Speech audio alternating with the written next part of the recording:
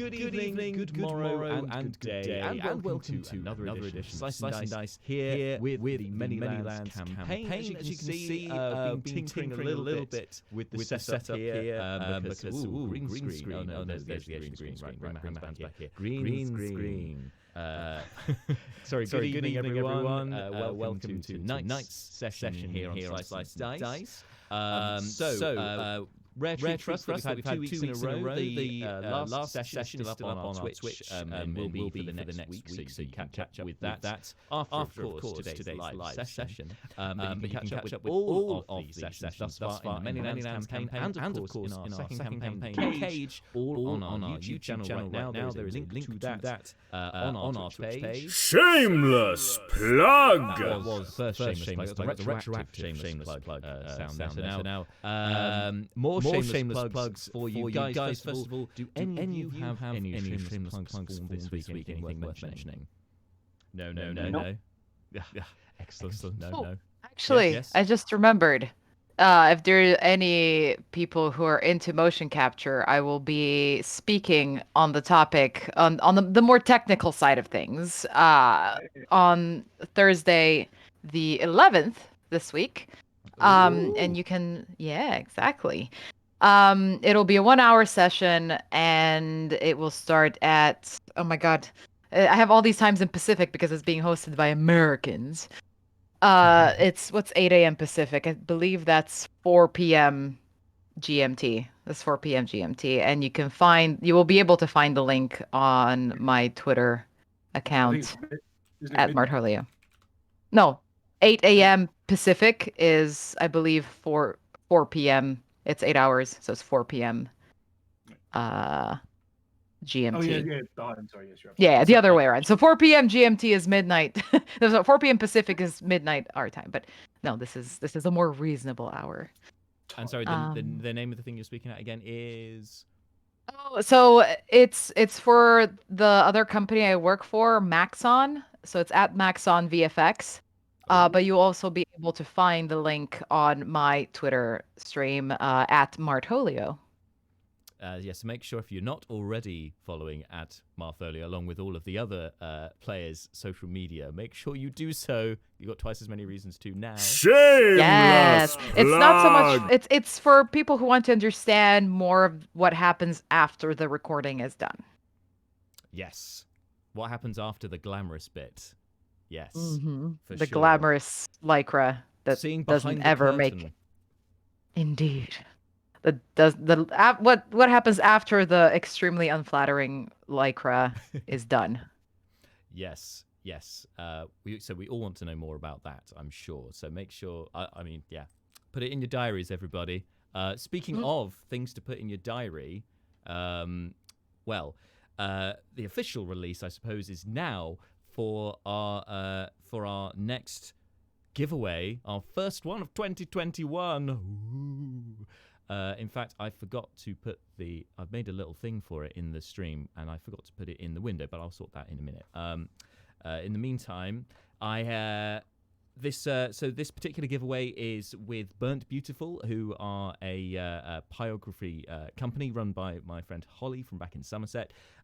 Uber talented, and she's been making all kinds of crafts with pyrography, cards, and so on. You can check out all her cards on her Etsy store, but also on her Facebook page. She's been doing all kinds of other products as well, including she's been starting only very recently, since I was talking to her, moving into the tabletop role-playing game area, because we love our wooden objects that we can use for dice and other tabletop role-playing game things. And with that in mind, I have teamed up with her to run this giveaway, to give away a personalized Slice and Dice dice box.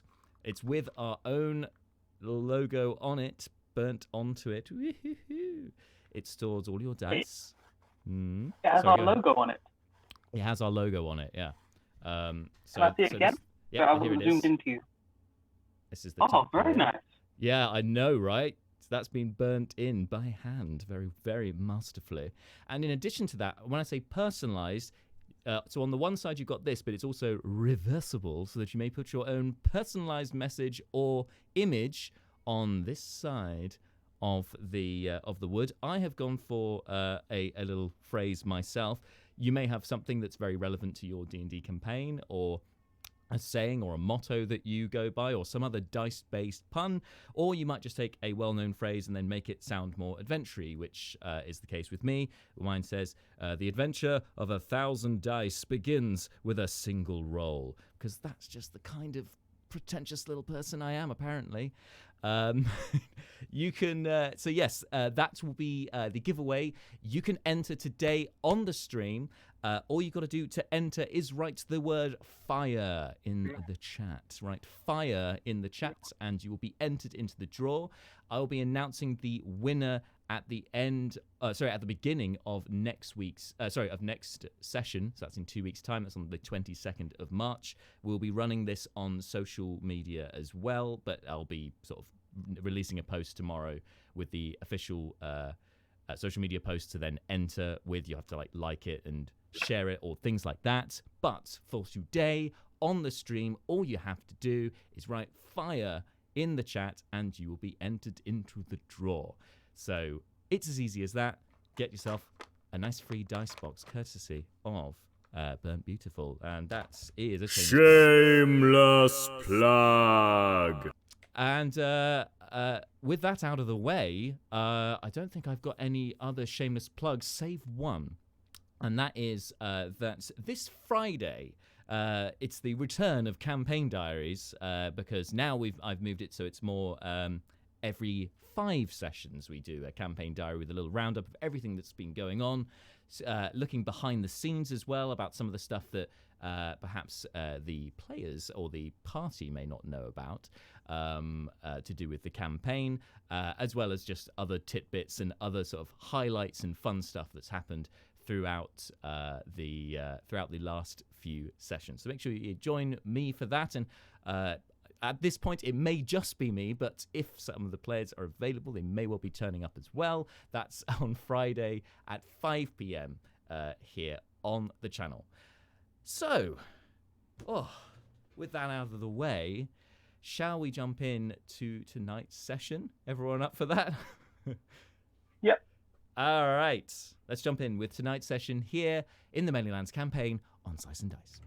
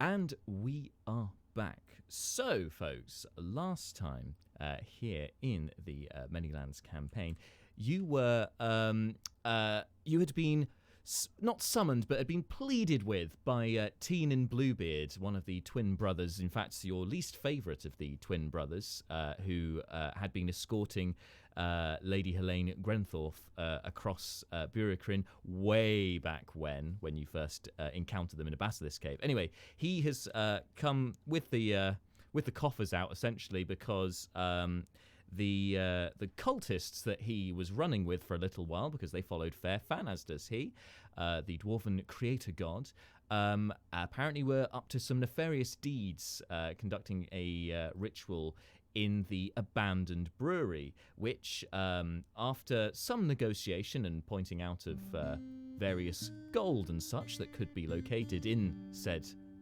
brewery, the party eventually agreed to go and help, because it seemed that this ritual was taking place this very night. And not only that, but it seems a principal ingredient of that ritual was Fleeting's hammer, Fair's Storm, which had been taken and apparently by the cultists, or at least delivered to the cultists for this ritual. So you guys end up heading there. And find the first floor of the ground level, the ground floor of the brewery to be, it's pretty much abandoned. But little did we know that there was a stairwell leading down with a locked door, not only locked by magic, but also had a magical trap, a magical glyph inscribed upon it. And so whilst Seth decided to use his Ring of Feather Falling to drop down a well located within the brewery down to the lower levels, so that he could then flank round and join up with the rest of the party later, the rest of you go for the door. Whilst, of course, I should note, leaving Leoberin and Brina behind at the house to guard the house, because it was pointed out that apparently cultists are watching the place, particularly aware of Fleeting Look and the hammer that has been taken from him. And so they were advised to stay behind. But anyway, Malar, in a fit of, I don't know, clerical rage, I guess, decided to storm off ahead, smashing through and setting off the glyph, and also then dispelling the arcane lock on the door, and then allowing you all to head downstairs to try and stop this ritual. However, negotiating with these cultists apparently didn't work too well. Once Malar basically shouted at them down there to stop what they were doing, they instead finished the ritual, and from this, it was worth a try for sure. The portal that they were trying to summon then took a more material form, and from it, these fiery dwarves made of metal with fire emanating from their faces, their heads, and also from their warhammers that they were wielding, came out of the portal, followed later on by a genie, a red genie by the name of Kadir, calling himself the Son of Flame. But more on him in a moment, because when the ritual was finalized, with Fair's Storm being channeled and smashed into the floor by the portal, lightning burst forth off of it, striking the brass statue that was at the other end of the room. A brass statue of a dwarf about 6 feet tall, meant to be an image of Fairfan himself. And then the brass statue came to life. We don't exactly know why, but there was magic clearly about the place in the ritual, and it has brought this creature, it has animated this otherwise inanimate object into a creature, which has then took on a form and has then had to not only try and distinguish what was going on in this place, where they were, what was happening, but then was also getting banished away and then brought back again. And there was a lot of philosophical questions for your first minute of existence. Anyway, with this genie appearing, it proved a very difficult fight for our heroes. They did manage to overcome the cultists pretty quickly. In fact, the fire dwarves made short work of some of the cultists, which then prompted the rest to flee. The leader, though, was brought down by this brass statue, along with Fleeting Look and I think Seth as well, all laying into this particular individual, who's proved quite tough, but was eventually brought down, the cult leader. Kadir, however, was something else. In fact, he ended up summoning a fire elemental, causing all kinds of mischief and demanding that you guys lay down your arms and serve him. But the party was not willing to negotiate with this kind of terrorist, so he instead decided to fight them. And it proved a very difficult fight. In fact, so difficult that in the end, well, so difficult for the party, in fact, and so easy for Kadir that he, in the end, just grew tired and bored of the fight and just decided to leave, thinking that it was not worth his trouble after all. That being said, though, the rest of you had brought down the fire dwarfs, and you're now left in this chamber. The cultists, 3 of which have managed to flee, despite Neris trying to cut them down on their way out the door. One got knocked unconscious on the stairs by Teenan when he approached, and all that are left in this now vacant basement, which was once a brewery. You can see many of the accoutrements have been pushed to one side and otherwise moved about the place. All that is left are the members of the party: Seth, Fleeting, Neris, and Malar. This brass statue that seems to have been brought to life, and the 2 twin dwarves. And that is where we pick things up today. So folks, where do we begin? Is the hammer still in the room? Yep, I believe Fleeting snatched it. I thought, I wasn't sure. If Fleeting's got it, then he's going to kind of heft it, swing. Oh yeah, no, yeah. Sorry, yes, I remember now because he actually grabbed it and started using it as a weapon in the fight, even though without the attunement benefits. That's right. Yeah. Cool. Okay. Well, Fleeting's going to have I think Fleeting's going to have a moment with the. It is Mjolnir, isn't it? Well, it's Fair Storm, but there are. Fair Storm. There we go. I couldn't remember. It's Fair Storm, but it's pronounced meow meow. Yeah. No mythological entities were harmed in the creating of this piece of magical equipment. Fleeting's just going to kind of have a little sort of get his arm back in, swing it around a bit, and kind of feel good about being reunited with his with the divine gift that he had misplaced. Yeah, sounds good to me. The statue would like to quickly assess what's going on and see if he can work out whether these people are people who are about to get diced or people to leave alone. Yes, because after that dicing of the fire elemental, which I don't think I mentioned in the recap, he's of a mood. Is the statue? You can make an insight check if you'd like. Yep. Let's try this. Oh, 9. 9. It's as with most things in your life at the moment, it is unclear.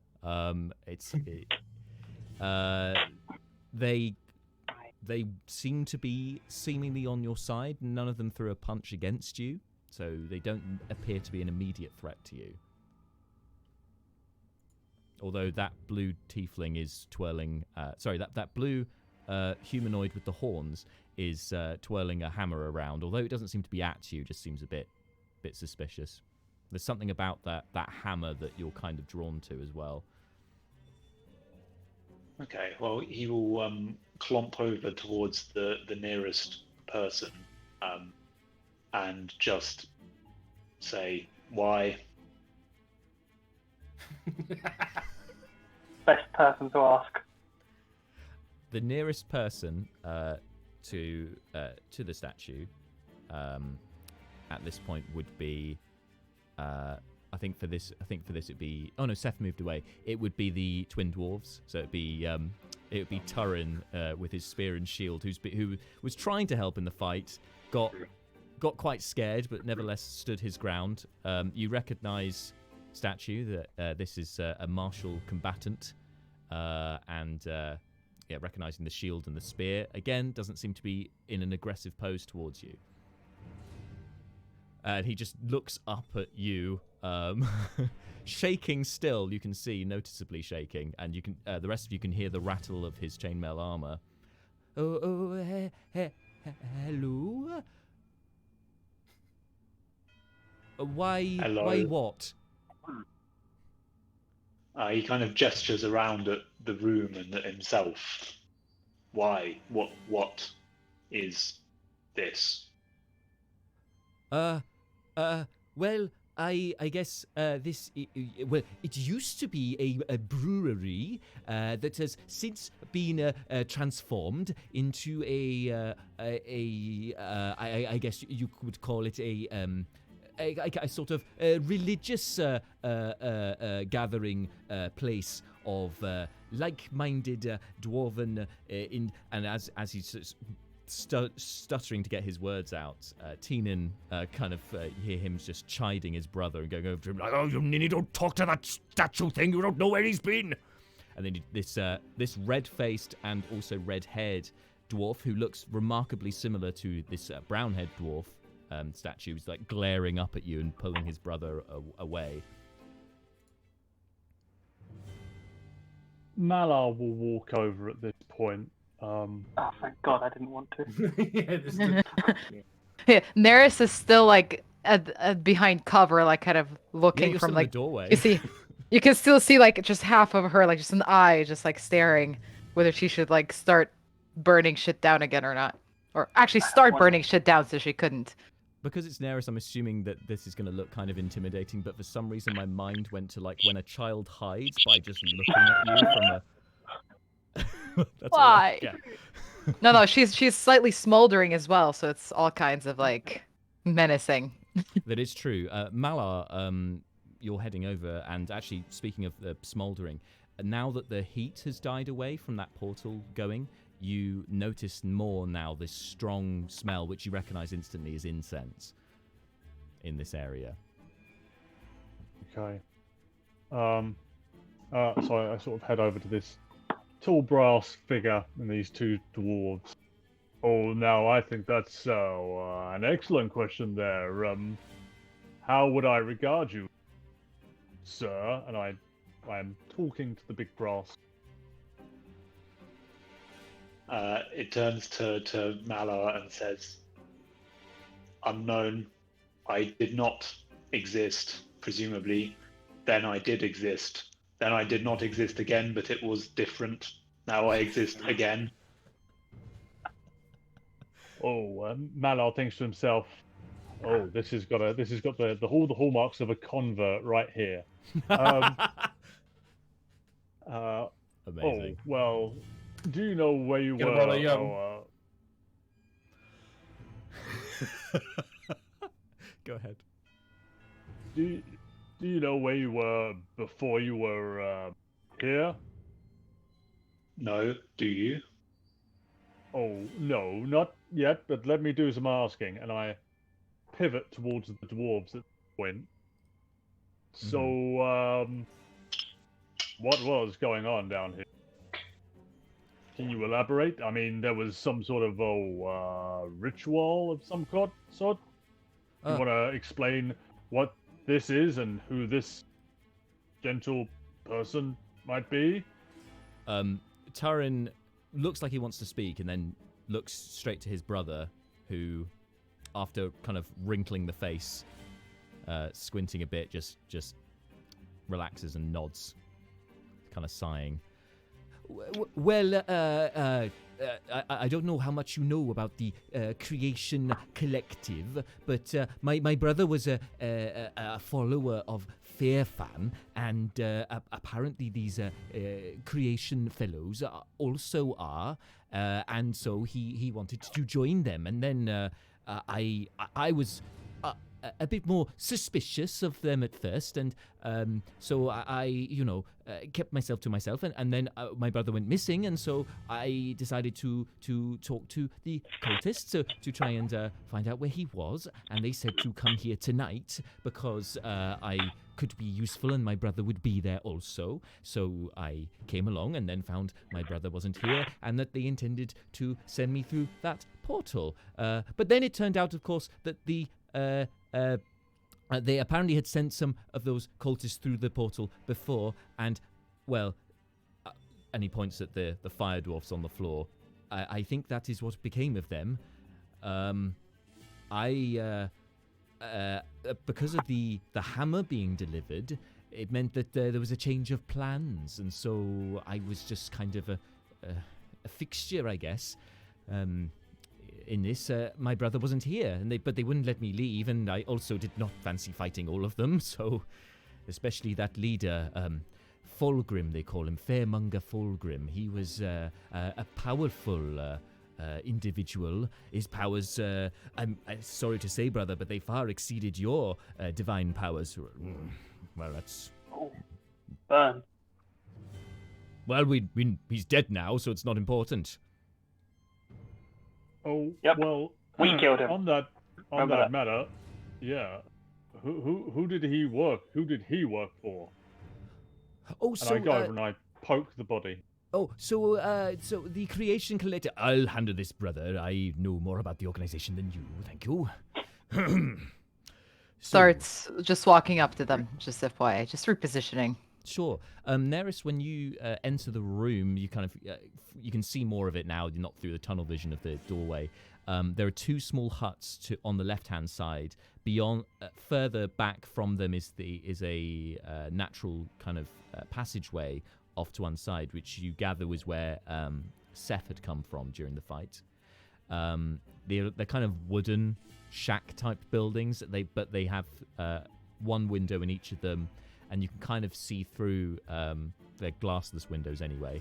You can see through that there's appears to be a desk and chair and parchment and things laid out inside the huts.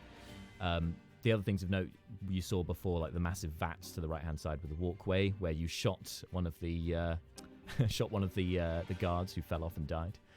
And there's just remains of some prayer mats and such on the floor. And again, you're getting this strong, quite oppressive herbal smell. So anyway, she kind of like wrinkles her nose and just like, and looks around. When Neris comes over, can I slip away towards the hut? Sure. Yes, you can. And Neris keeps an eye on Seth in case anything looks interesting. In case he's up to something funner than this conversation. Yeah, that seems fair. I'm getting stealthy thirsted. Are you, Seth, are you sneaking away, would you say? Trying not to be noticed by your fellows, or are you just doing this quite openly? I'm walking away nonchalantly so that I don't draw attention to myself. Not drawing attention to yourself, I think, warrants a stealth check. But Neris, if you're deliberately keeping an eye on him, I will give you advantage on the perception check to watch where he's going. Ha, good luck. 24.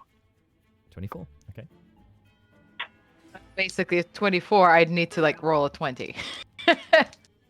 Hence the good luck. Come on, you've got. 18. Shucks. 18. I've got +4. On the perception. Yeah. Jesus, that's really good. Yeah, you know the elves with their perceptive ways. So, like I was being a dick, but I didn't expect to get that close. Might reconsider. Well, next time. it's good that I had advantage because the other one was a natural one, which I imagine I would just like you suddenly go blind. I'm seeing Seth-shaped spots. Yeah, exactly. So anyway, Seth, you're nonchalantly, you kind of walk past Fleeting Look while he's twirling his hammer, also nonchalantly, and intermingle, kind of blend with the crowd, although not in an Assassin's Creed, just putting your hands together and bending your head kind of blend, but, genuinely blending in.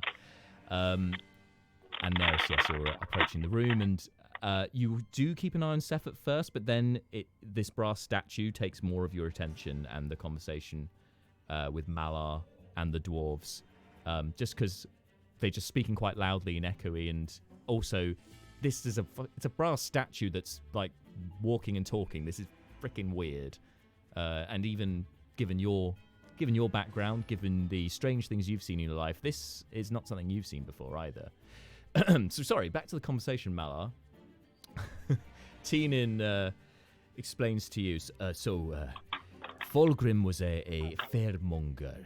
It's sort of I guess he's a higher ranking of the hierarchy. He's not the archpriest equivalent. So I guess in terms of the priesthood, I suppose he's a higher rank than say you are, deacon as you are. But he was in charge of this particular sect of these cultists. Oh, and what was his intention today? Was it to generate this? I'm awfully sorry there. I'm really going to have to give you a name pretty soon, or at least figure out what your pronouns are. You seem to be lacking any... So, Miss... It was going so well. the statue just looks at you. Oh, okay. We'll go with Miss Bundy. What was this? And I pick up the now corpse of the leader. What was his intention here tonight? Shove him in the direction of the two dwarves. I'm like, oh, tell me. Man, Malon got dark. You see that Turin, when you do this, kind of his attention is pulled to something on the dwarf, the leader's chest, beneath his robe. But Teenan, meanwhile, says, "Well, as I told you, they seem to be conducting a ritual to bring Fairfan back to life. But I was suspicious that this was not, in fact, who they thought it was, and it turns out I was right." I turn to the big brass person and I say, "Oh, are you Fairfan?" I do not know. Over this period, the statue has looked very interested in this conversation and the information coming from the dwarves. And he turns back to them and says, "Tell me more." Well, what would you like to know, Glaive Master? Everything. Well, I cannot tell you everything, but I can tell you about Fairfan and such, and you're being brought to life. Well, I'm going to be honest, it wasn't something that any of us had foreseen. It seemed to be sparking from that hammer there that that Fleeting is twiddling around. It seemed to have come off of it. Now, that is Fair's Storm. That is a powerful artifact supposedly once belonged to Fairfan himself. Now, you know, it is debated as to when it was first formed, and if it was in fact Fairfan, or if it was retroactively called that afterwards, or if in fact is another warhammer that goes by many other names. But the point is that the cultists believe that belonged to Fairfan, and he used that to create the first dwarves. And that is, and in fact, that Fairfan is the one true god. Now, you would know this because you've only just been created, but in this world, it is believed that there are 8 gods. They are known as the 8, and they see over everything that they do. However, the Creation Collective and myself believe this is not true, and in fact, Fairfan is the one and only god. Are we looking at a holy war in here right now? Yeah, like Malar bristles at this. Yes, and Tina notes it, but does not react. Sorry, I think, Glaive, you were going to say something. I would just like to go and pick up, try to pick up the hammer and just inspect it. The one that you're going to try and take Fleeting's it from carrying. Fleeting. Yeah. All right. Okay. Are you literally reaching out to grab it? You're going to snatch it from him. Okay. Well, Fleeting is going to resist the attempt to take his hammer away because he just got it. So this is a grapple check. So athletics for the statue, and athletics or acrobatics, your choice for Fleeting. Well, it's athletics. 19. So this will be interesting. Okay. Roll high, Fleeting. As he's doing that, 19. 19. That in a draw, that means that nothing changes. So Fleeting keeps the hammer. He manages to wrench it away from this brass dwarf, and Fleeting, you note the strength that this creature carries, and it's a little bit intimidating. Yeah. I'm yet to be convinced that Fleeting is capable of feeling emotions. No, yeah, he can recognise that this would be intimidating. Sorry. No. He knows a threat when he knows someone not to mess with when he sees them, and he's just seen this guy in action. So he goes, "This hammer's mine. It belongs to me. It's mine. It was given to me by." And I apologise, jumping out of character for a second. I can't remember who it was. It Steve? Keith? No, he actually found it in the Flesh Brolly cave. Oh, so he did. Yes, sorry. Getting my divine gift mixed up. Okay, so it clearly doesn't say that. He says, I found it. There was a whole thing. It's mine. Why would you? What's your interest? It is my parent.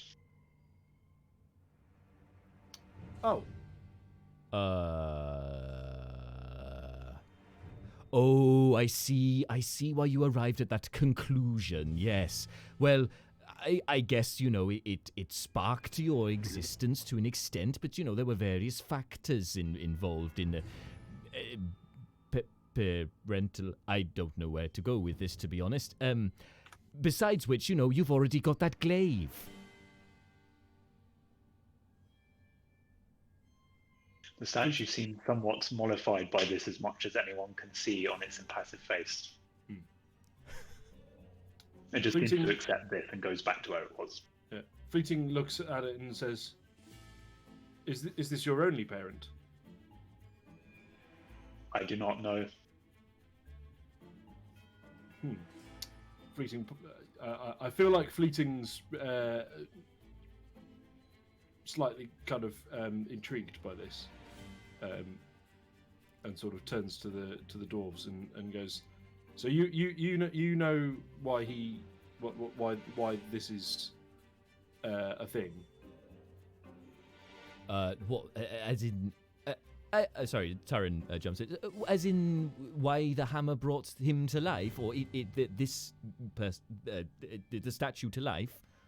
Yes.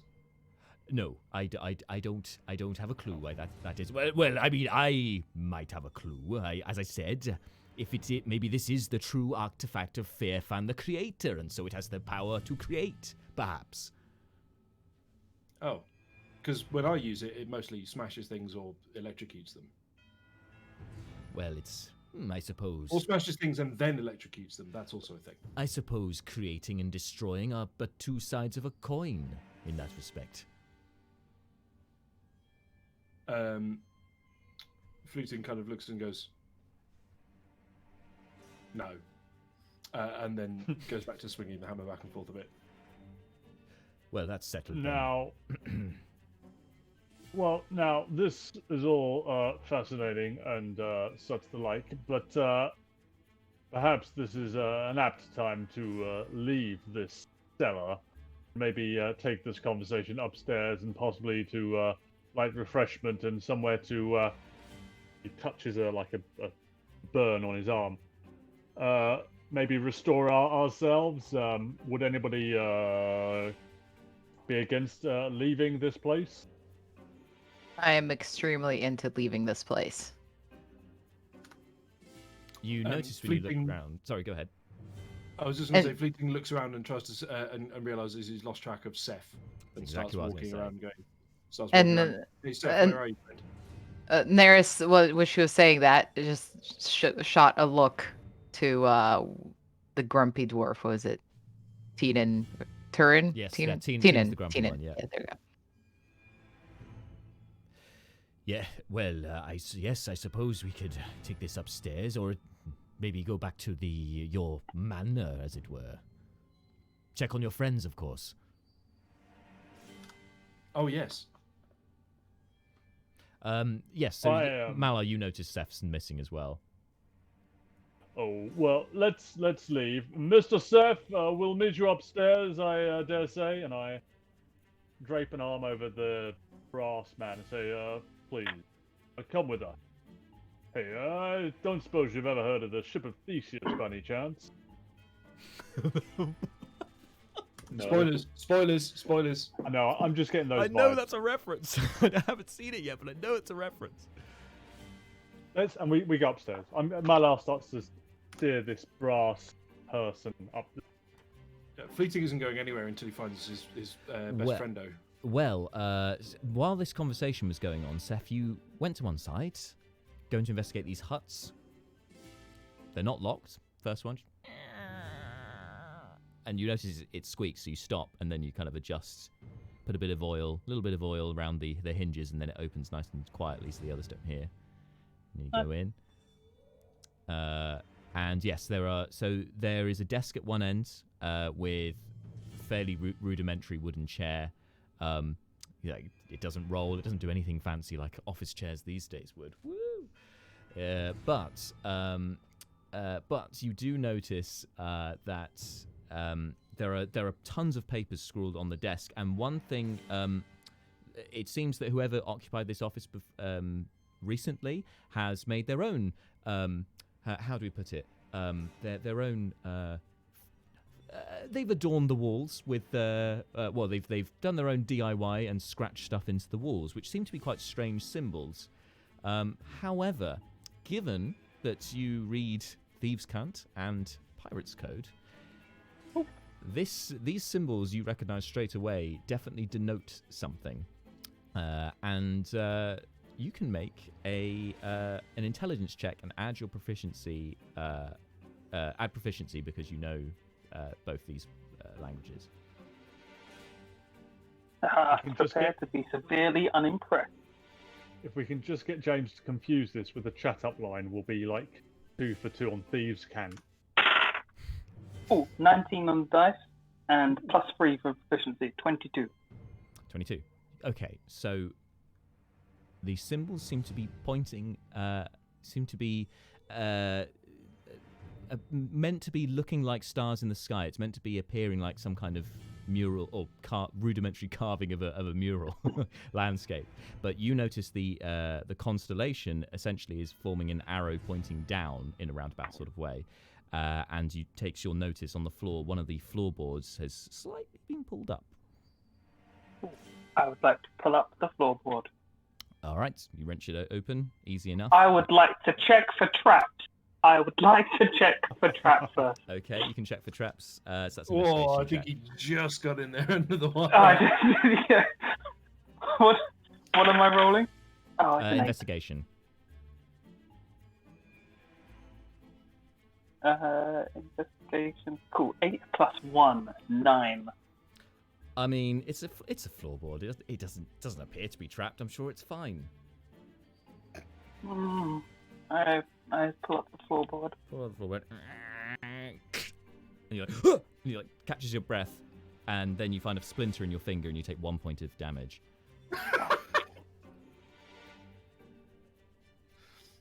And that kills Seth because he's so low. Stupid cautiousness. Did Seth take any damage in that fight, though? I went Seth down. went down. Yeah, he did go down. Oh, yeah, he did. I thought, He took one hurled flame from Kadir, and he just got It's roasted. not a fight if I don't go unconscious. That's not how I roll. Rogues, man. They do all the damage, but boy, they don't take many hits. They live a dangerous life. You critted on something that did like fireball damage. It did like 5d8 or something stupid, and I critted, so yeah. That's fair, and he's more tanky than most rogues with his shield and things. But besides the point, I just remembered the majority of that fight. Seth was just kind of like there, kind of like going do do do do do do stab, do do do do do do stab, and then Yeah. I was having such a nice day. I was having a lovely time.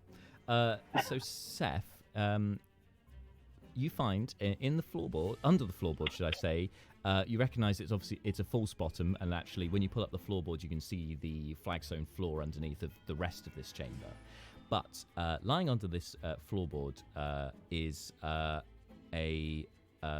small key, bronze key, and much smaller than the key. The key looks giant next to this tiny little chest that seems to be made of some rich wood, and it's got some really fine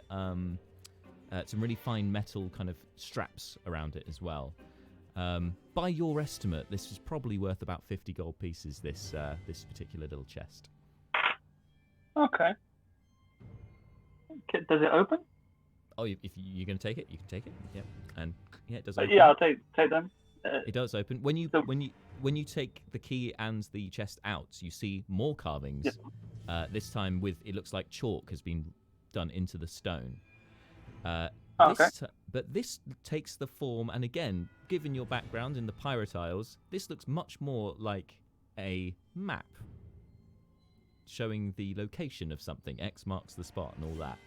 So you can, if you would like to try and annotate, try and understand what this is denoting, you can make an intelligence check and add your proficiency with cartographer's tools. I think you've got that.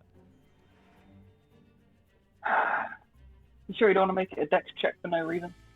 Something. I mean, if I did everything for no reason, this would never work. Nah, that's for 3 on the dice, so it's 6 total.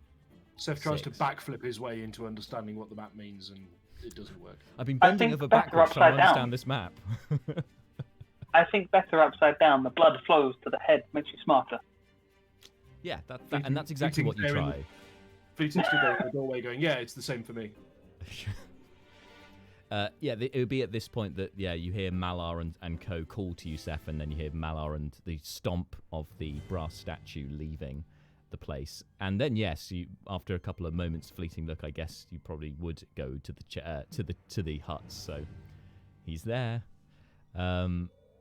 Looking at the chalk drawing on the floor, I mean, the one thing that you get is there is a body of water and the trail leading to it, but some of the other icons on there just don't match up to you. You don't understand what they correlate to. But the trail does end at the body of water. That much you can tell, just looking at it. Okay. You don't know what the key's for. It's too big to fit into this tiny little chest, and the chest itself opens. It's kind of the size of, I guess it'd be the size of, say, like a box that you'd have like a ring in or something like that. Okay. Can I make a copy of, or do like a quick drawing of the map that's on the wall? You've got time, and there's plenty of parchment in that room, so yeah, go for it. Yeah, Fleeting I'll look, make a you quick would see copy of. Seth doing all this. Make a quick copy of the pirate type map, and after that, I'm not sure how quick it would be to draw that. Would they still be in the room having the conversation, or? So as I said, basically when you find the chest is when you hear Malar shouting for you and then start to leave. So most of them have probably started up the stairs by this point. Cool.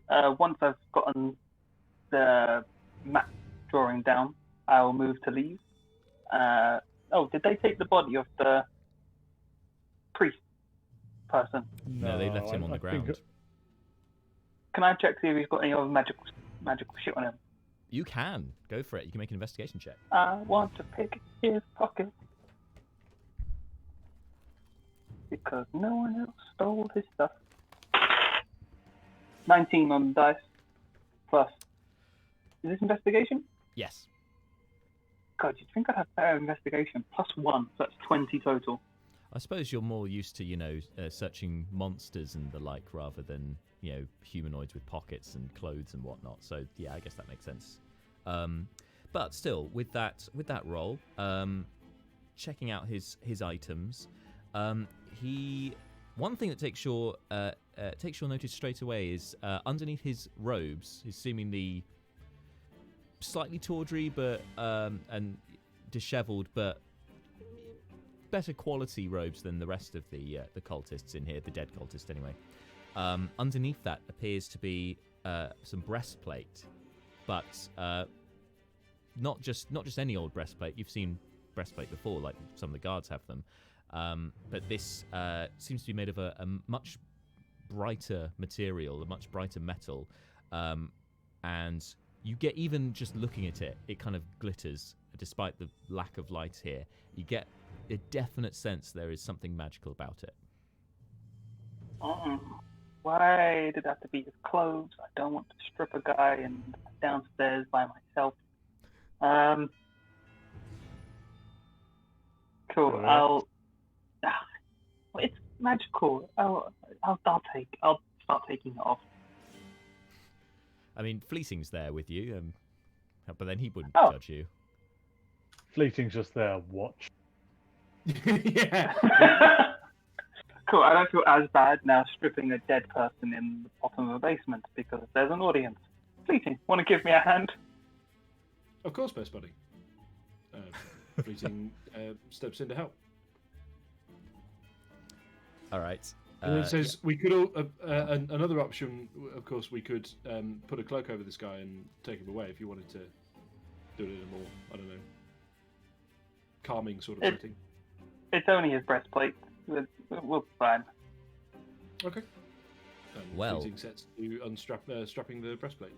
Okay. Don't say it, Jack. What? I feel like you're going to say something that I want to object to.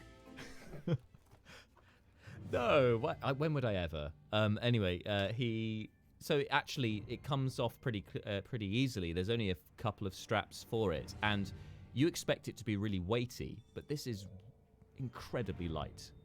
Like you almost feel like it would float off if you let go of it. Okay. Was there anything else on the body, or just the breastplate that we noticed? That was the thing that took most of your notice. He has a pendant, a single pendant, which you recognise as a holy symbol. It's got it depicts is an anvil with a hammer going into it, which you would guess would be sign of fair fan, given the hammer. Fair's storm is also a hammer. Feels on point. But there is a coin purse, and probably some. Yes, money. Yes. Now inside I that coin prioritised the wrong thing. You open the coin purse, and there's not much gold in there. There's 3 gold pieces, and like 7 copper pieces. But whoa there, sailor. There is also there are 3 very fine, very small diamonds. Ooh. Cool. So was it 3 gold? How much silver did you say? 7? No silver, but 7 copper. Oh, 7 copper, sorry. Yeah. Cool. And I will pocket those. And they're depleting. I think we've got everything here. Let's join up the others. Whatever you say, man. As a reference point, those diamonds, you can make a. Let's say for this an insight check. See how much you think they would be worth. Cool. Let's make a money check. I rolled a 1. I found shiny rocks. They could be worth all the money in the world.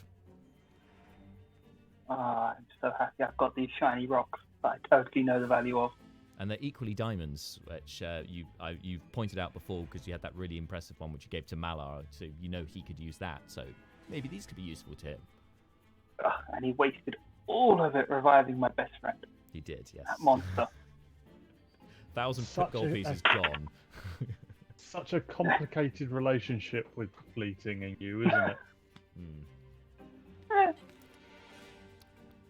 So as you go to leave the chamber, Seth, you can you just hear the gentle lapping echoing from back, dripping as well actually from the underground lake below the well which you came in for, and you have not been this way up the stairs, so this feels unfamiliar to you. But Fleeting, however, has, and I'm sure he'll lead the way.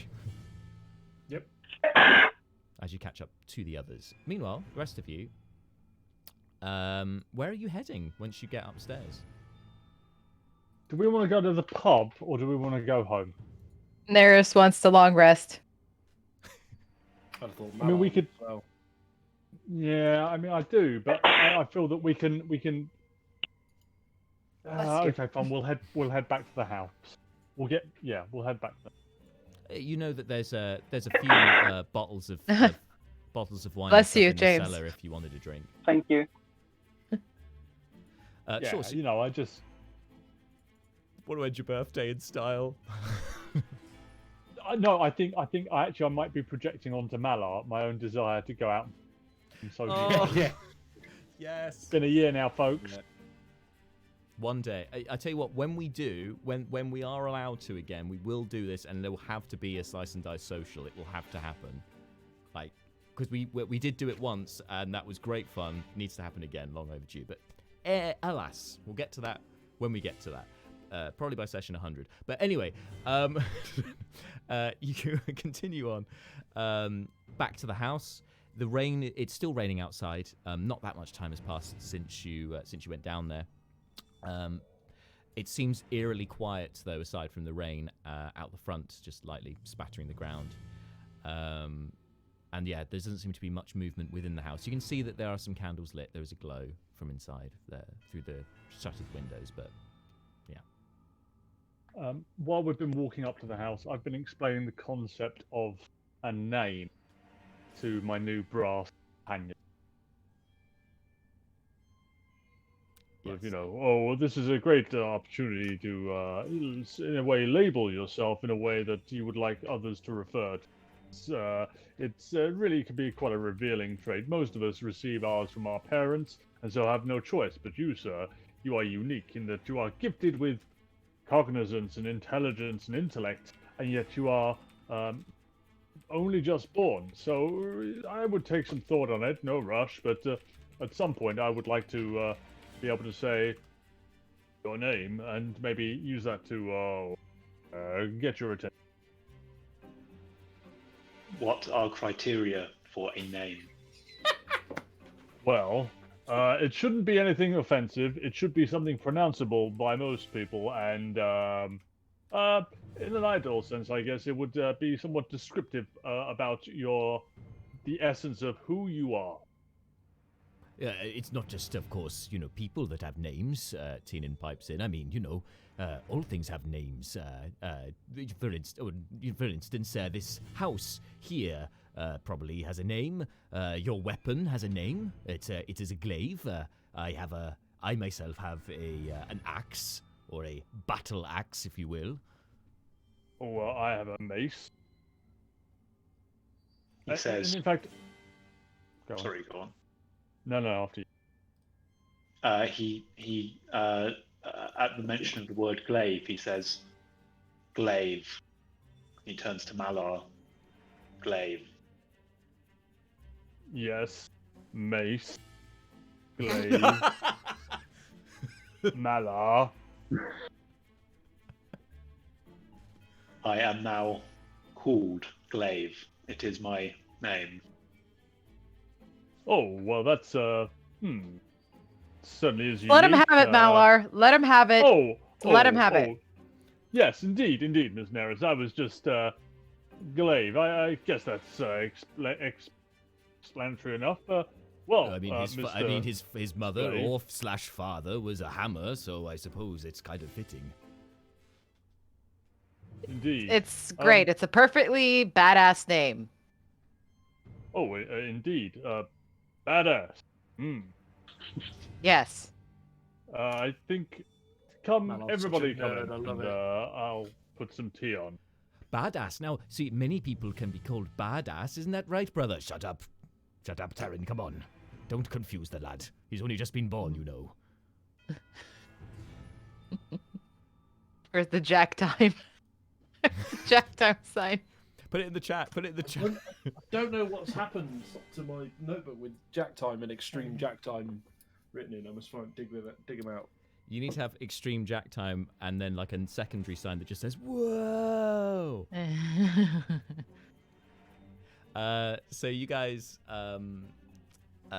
this conversation happens, and neatly, by the end of it, you arrive outside the house. We go into the house. Doors open. It seems quiet inside. There's still food on the table, which you guys would have left from dinner when you were interrupted. Oh, fantastic. What an outing. Oh, yes. But it seems pretty quiet still. Am I correct in thinking that as we go in, that is very much the kitchen space, or is that up or down the level? So there's like a living and dining area. I think there's a map way back in I need to pin it somewhere on our chat on Discord. But there's, the kitchen's actually is kind of a room back from the dining area. So you walk into the dining living area, there's a kitchen just behind it. No, that's fine. Malar will sort of gesticulate for everybody to sit down, and we'll start to make tea, settling everybody in. I guess the sort of, would you, Glaive, do you eat or drink? I do not know. Maybe. We'll start you out on a glass of water then. Let's see where we go with that. Get him a tankard of water and sort of. I'll get myself a tankard while I'm waiting for the kettle to boil, and I'll sort of. I'll hold up the tankard and sort of bring it to my lips, which is odd for Malar because he usually does the trunk thing. Yeah.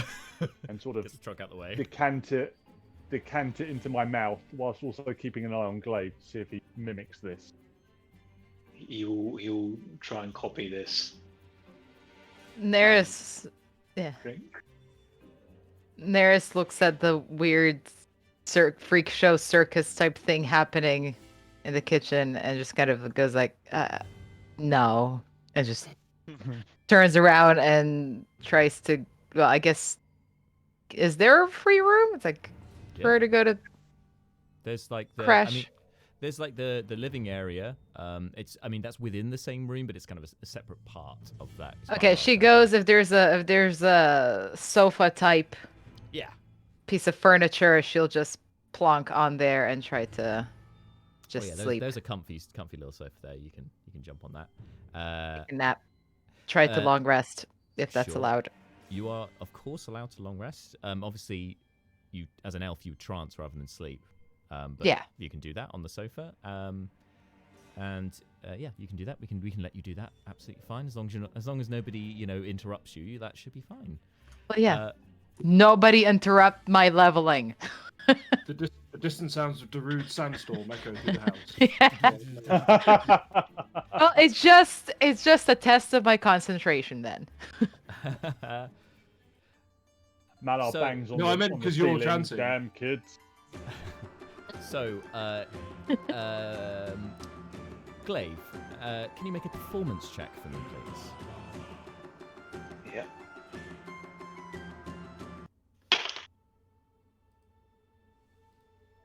Nine.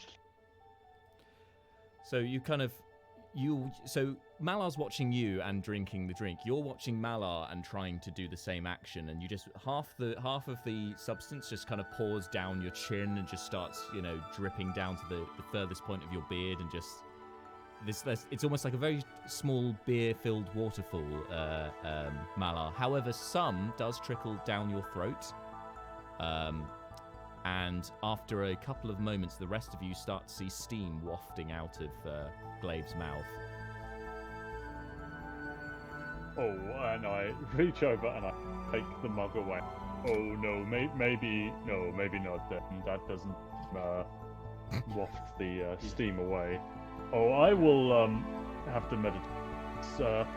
Have Seth and Fleeting caught up with this yet? Yes, in fact, just as you go to take the tankard is when they would probably arrive back, unless you guys are going somewhere else. No, I think we'd know they head back to the house, so we'd follow to the house. Sure. Okay. Yeah, so they come in. So Malar will starts to make tea for everybody. Come in and say how were Leo and Brenna? Were they okay to stay in the house in case anything happened? Oh, I haven't checked. I just assume they're upstairs. Let me just... Thaumaturgy. You forgot our friend. Mr. Leo Bren, are you there? You forgot our friend, Malar. I'm dealing with a great big brass man at the moment. He has a name, probably. What's your name? Glaive. See, Malar? Great big brass man. He had a name all along. Why don't you go upstairs and check on Mr. Leobrin? I'm teaching Mr. Glaive the delicacies of regular living. Yes. If they didn't respond to your trumpeting, they are not here. Well, Mr. Seth, why don't you make yourself useful and try and find... Oh, that's bad. I was just making myself useful finding all this magic armor that you guys left behind. Just gonna put that on the table. What? This has got blood on it. Where did you get this? Where do you think? We just killed them. Oh, now, no, we. Are you okay? That was an aggressive police action to prevent an interdimensional incursion. I didn't kill anybody. Didn't you, like, kill a guy on the stairs? I helped him over to the other side, to the 8. You hear, like I said earlier, Malar got dark. This conversation is briefly interrupted as you hear a knocking at the door, a rather light knocking at the door, actually. It's almost like more of a scraping of a small animal. Oh, go to open the door. Open the door, and before you can see a slightly, almost ethereal, glowing owl at the door. And it just kind of swoops in and then lands on the table and looks around. Oh, I hope I've got my letter to Hogwarts.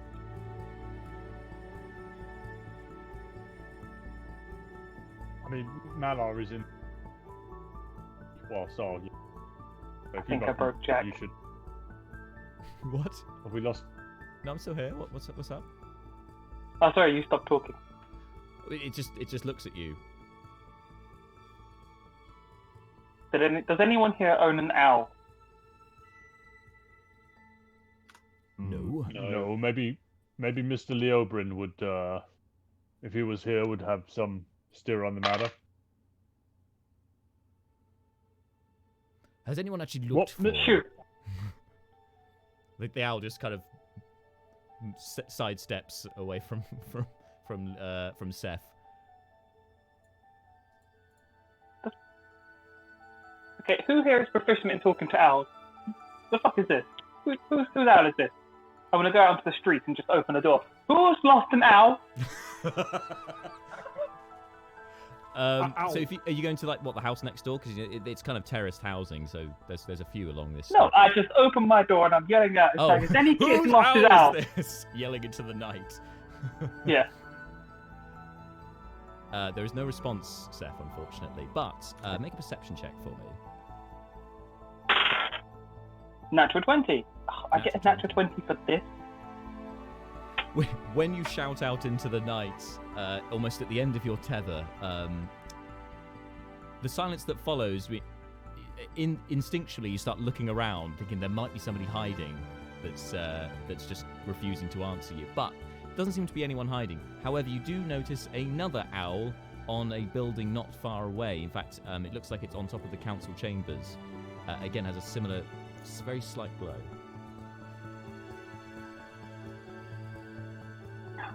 Turn back to the owl in the house.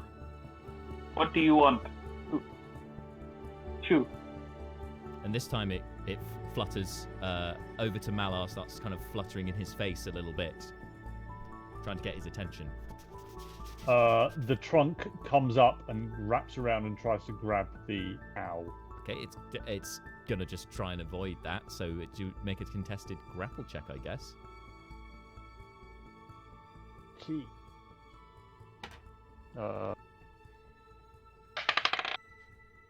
21.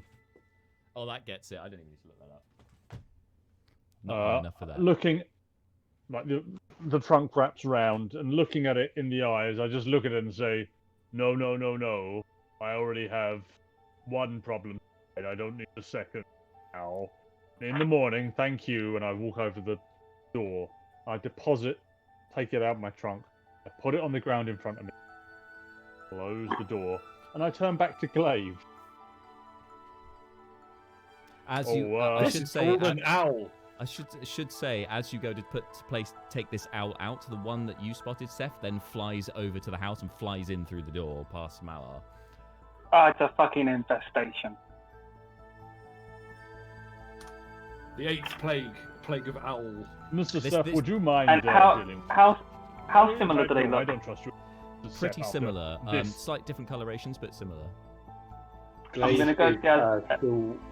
Glaive is still stuck on mimicking Malar, so he's going to try and, while looking at Malar for approval, pick up this owl and also put it outside.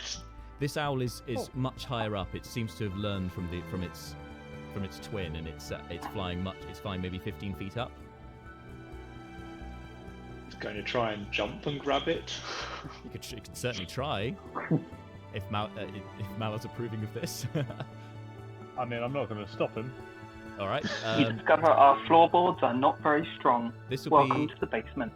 Okay, so what's Glaive's strength score? Because I think we can work out how high he can jump just from that. 17. 17. So so his modifier's +3. So that means he can jump a number of feet upwards. I think it's 3 + 3. So that's 6 feet he can jump up. Normal standing jump. So it's going to be a stretch. So we'll say for this, make an acrobatics check, please. Okay. That's a freaking crazy vertical leap.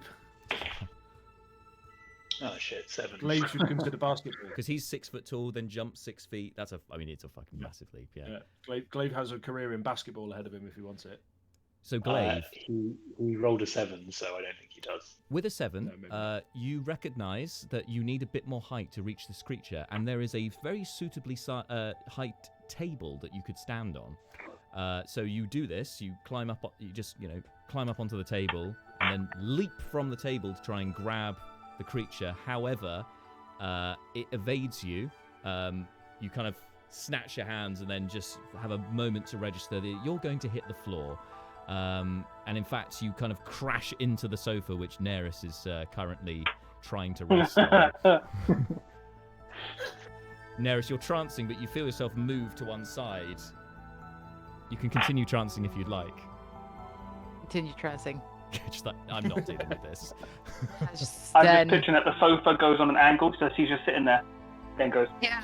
It's like, these assholes are gonna do what they're. I knew this was gonna happen. I'm not participating. This don't let them take your call. If I don't validate cool, them, man, then cool. they'll go away eventually. Yeah. Oh, bless.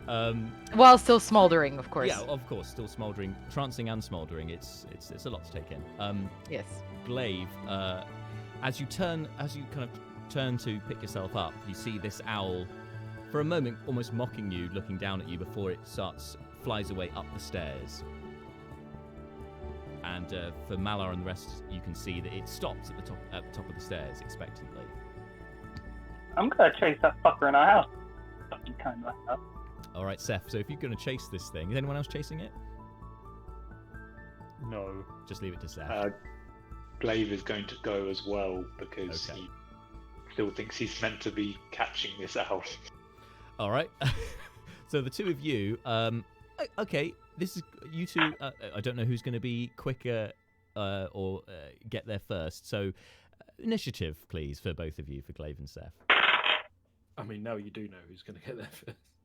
17. Oh, wow. That's not very high for Seth. 14. Oh. Well, there we are. Seth, you are first out of the blocks. Start scampering up the stairs. Glaive behind. Fortunately, stone steps, so there's no way they're going to break under your weight. Seth, as you start bolting up the stairs, it immediately turns left and starts going across the hallway. Two of you, it's quite narrow. Can you both make athletics checks? See how quickly you can traverse this area, or powerfully get through this area. 16 on the dice. 8. Glaive, you go to try and hustle past Seth, but you're kind of not used to moving at this speed in your form, and it's quite awkward. You kind of crash into one of the banisters. Bits of wood come off of the banister. Seth, you kind of use this confusion to carry on and pull away from this armoured individual. You notice the owl flies into an open door at the end, which you recognise as one of the bedrooms. Cool. Gonna follow it and just gonna be yelling, "No, wild animals outside, outside!" And when you turn the corner into the room that the owl's in, you can see cross-legged on the bed, eyes rolled back, is Leoberin. And then Leo, are these your pets? Yes, they're mine. Just keeping watch. I can stop if you'd like, but Brina's still outside with the third one.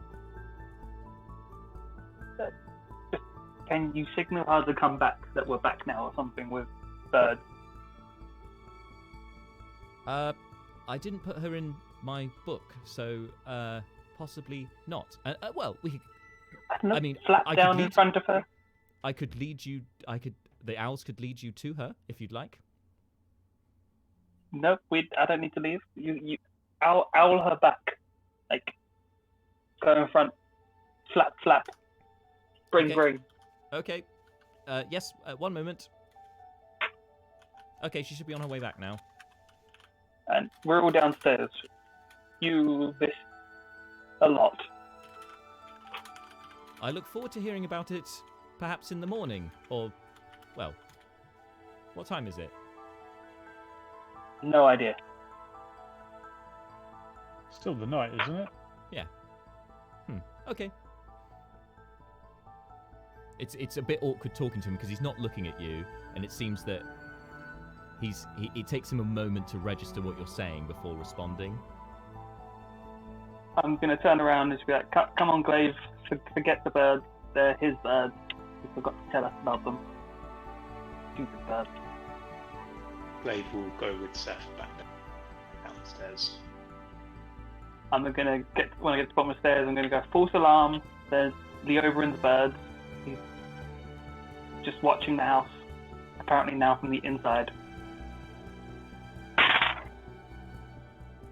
Well, excellent. That means I don't have to worry about it right now.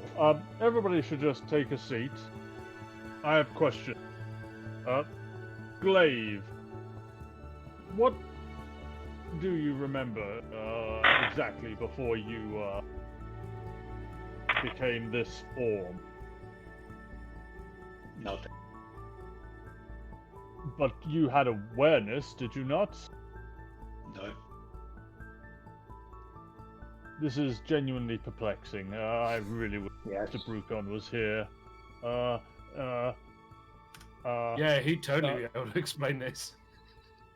He would offer at least another viewpoint. Very true. Tell me, have you heard of the blessed light? The of door Eight? the door opens just as you're about to get this next question. Door opens, and you can hear the excited scamper of Brina entering the house. You hear her before you see her because of the height of the table and whatnot. He goes, oh, you're all back. Hi, hello. Oh, hello. Glaive, this is our friend Brina. Brina, this is somebody new. His name is Glaive. Glaive, you see a 3-foot-tall humanoid with pointy ears, similar to the one they call Neris. But this short humanoid has very dark grey skin, almost like rocks. Perhaps she's made of rocks. I mean, you're supposedly made of metal, so maybe. And she has like a very small, cute button nose, rosy cheeks, and has these kind of shimmering, silvery, almost white eyes, looking up with much excitement and curiosity. In fact, she doesn't seem scared at all of you, unlike most of the others when they first met you. She seems fascinated and just looking up at you. Wow. What are you? I am Glaive, and he will go and look at her with equal fascination. You're funny. What are you? I'm Sparkled. I'm Brina. Brina. Oh, I am a gnome. I'm a deep gnome. There's not many of them around here. I'm the only one that I know. Here. I am the only one I know here. Huh.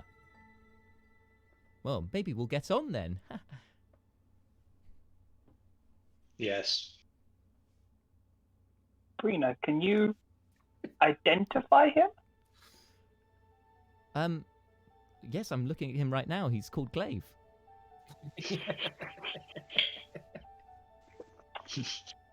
Can you do the identify spell on him? Oh, Maybe. Hang on. I think so. Let me just look at my book. I'm not sure I've prepared it for today. Hang on. It's a ritual. I don't think you need to repair rituals. Oh, how do you know so much about magic, Seth? That's really cool. Yes, Seth. How do you know so much about magic? We should Brina talk more about talks about magic. it all the time. I do.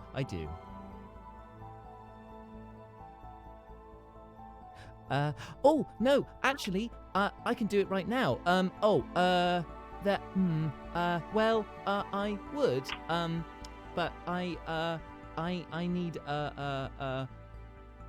I need a material. I need this a very very fancy pearl. I don't have one. I'm gonna go. What about these? And take out the 3 that I found. You found diamonds, did you? Yeah, 3 little diamonds. Ooh, they're not pearls, but diamonds. That's Hey, Malar, didn't you use diamonds before with fleeting that time? Yes. Oh, he used yes. that giant fucking diamond. How much? What is the gold piece worth of diamond Seth has currently got? They look like there's quite small ones. These ones look like they're worth about 25 gold pieces each, so 75 gold pieces worth of diamonds there. Oh. Malar knows more Seth, about diamonds than Seth, it would seem. I would keep a hold of those. They're not going to be of much use to me right now. Seth's years of piracy, and he never picked up a shiny pearl. I mean, he mined that massive. Oh no, pearls. Yes, yeah, pearls. Well, not on me. I don't carry it all around. Buried somewhere. Have you not seen a pirate before? We bury shit for no reason. Why would I keep it on me when it could be useful? Oh, that's okay. Maybe we can get one tomorrow. Maybe they'll have some at the market. Why would I have useful things on my person? What kind of crazy person do you think I am? What is this? Yeah, I just mean, have if you need thousands a, of You mad? thousands if you need a of basilisk manticore tail, tails. or manticore tail, or if you need this giant snake thing, I got those. Oh, that reminds me, I've actually got something for Neris, and I'm going to go over and poke Neris. Uh-huh. She's trying so hard Neris. to rest. Neris, I've got something for you. Neris. How long Well, has it's it nice been, knowing, Jack? It's only been an hour. That's not been an hour, it's like 10 minutes. No, don't make me feel bad. Okay, yeah, 30 minutes. Yeah. Oh shit, she's going to kill. Neris got a present. Someone, stop, please. Neris just brings her hands down and fires firebolt at Seth. Cantrip. Just go. Yeah. Full on firebolt at Seth. Brina counterspells. Oh shit. And so Neris is standing there on fire. Probably the sofa's catching fire now. This is very likely, but. Oh my god, yes. Oh no. Yes, this is happening. And she's just staring at Seth. Just nothing. Does Malor smell smoke? Not a word. Yep. You smell the smoke pretty quickly. At first you think it might be Glaive having eaten part of the furniture, but no, it turns out it's the sofa is on fire. I Hey, spring up, I Neris. run into that room, and I cast Create Water, but Oh, as a no, wild no. card in that room, Oh my god. and then leave. Oh my fucking god. Yep. I hate you. That would Neris is soak still everyone staring. at this point. Yeah, but Neris is still on fire.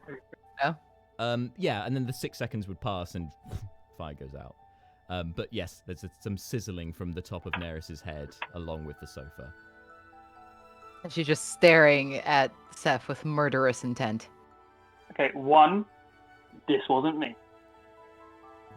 2, I got a present for you before I forget. So we were talking about getting stuff, and I remembered I had this. You were going. Okay, don't talk. No, that's cool. Claire, fine. We were talking. You were in the cave. You were shooting arrows, and you went to go use a sword. You're kind of weak and not very good with a sword. Seth's just straight up. Neris Seth's starts walking towards him, like So the next time you use it, use this. walking And towards I, and I hold out a potion. Next time you want to hit someone with a sword, drink this first. and then hit them with the sword. She looks at the potion, looks at him, and then starts like going for the hilt of her sword. No, don't drink it now. If you drink it, you'll be like twice as strong as Malar. She's still walking towards Seth, sword No. drawing. No. I didn't put you on water. That was someone else. Probably Leo. He does water and nature stuff. So she like hurriedly like sheaths the sword, like slams it back, grabs the potion, and sort of walks past him, like brushing a shoulder past him, just going like, "Last time you do that and live," and just You were just sitting there. I didn't. And she goes upstairs. You were just sitting there. It's a sofa, communal area. Seth, I don't think that was a very good idea. She was just sitting there. I think she was trying to rest, Seth. She wasn't sleeping. Well, she hasn't slept before, has she? I'm not that observant. Usually I'm distracted by Fleeting upside down and wondering if he's going to crack his skull. He is pretty distracting. I think even Keith got distracted by Fleeting before. I think Fleeting's been distracted by Fleeting. Yeah, probably. Yeah, Fleeting. You look around and realise that Fleeting is hanging from the rafters in the room. Of course he is. Yes, he is. Yeah, he is. And she just looks up at him. Yes, he is pretty distracting. Yeah.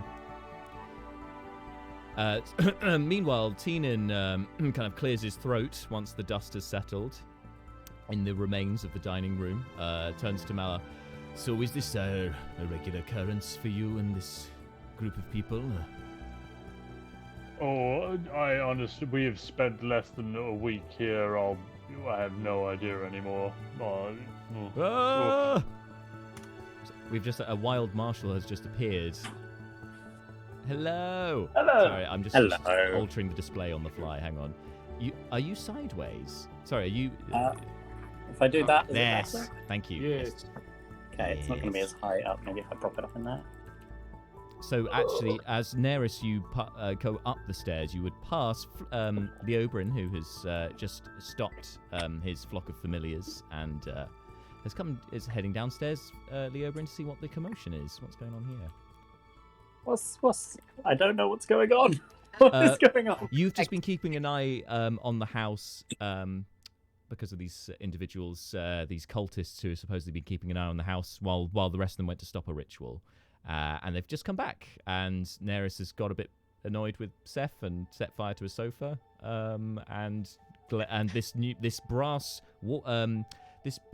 statue that has now been animated and brought to life, played by Araz, and who's now we've discovered called Glaive, or has named himself Glaive, has also caused a bit of a ruckus as well and destroyed part of the banister upstairs, chasing one of your owls. I really feel like I have no memories of the last several lengths of time. Hello. It is quite late. Metal So person. that is fair. What? I'll call the owl down. Yep. So all three of them now, because the last one came in with Breen, and can gather around you if you'd like. Yes. Sorry, I'm also a little bit brain fried. No worries. Literally just got into the room. Yes. Well, thanks for coming. We appreciate you here. Yay! Cool. You can move attention off me for the moment if you want. Yes. Yeah, so Glaive, this individual coming down the stairs, seems better dressed than the rest of the group, and seemingly unscathed, unlike the rest of them who are slightly charred after the battle and things. And also these owls seem to be pets of, these slightly glowing owls seem to be pets of his. Well, Glaive will reply with, hello, non-metal person, number 6. I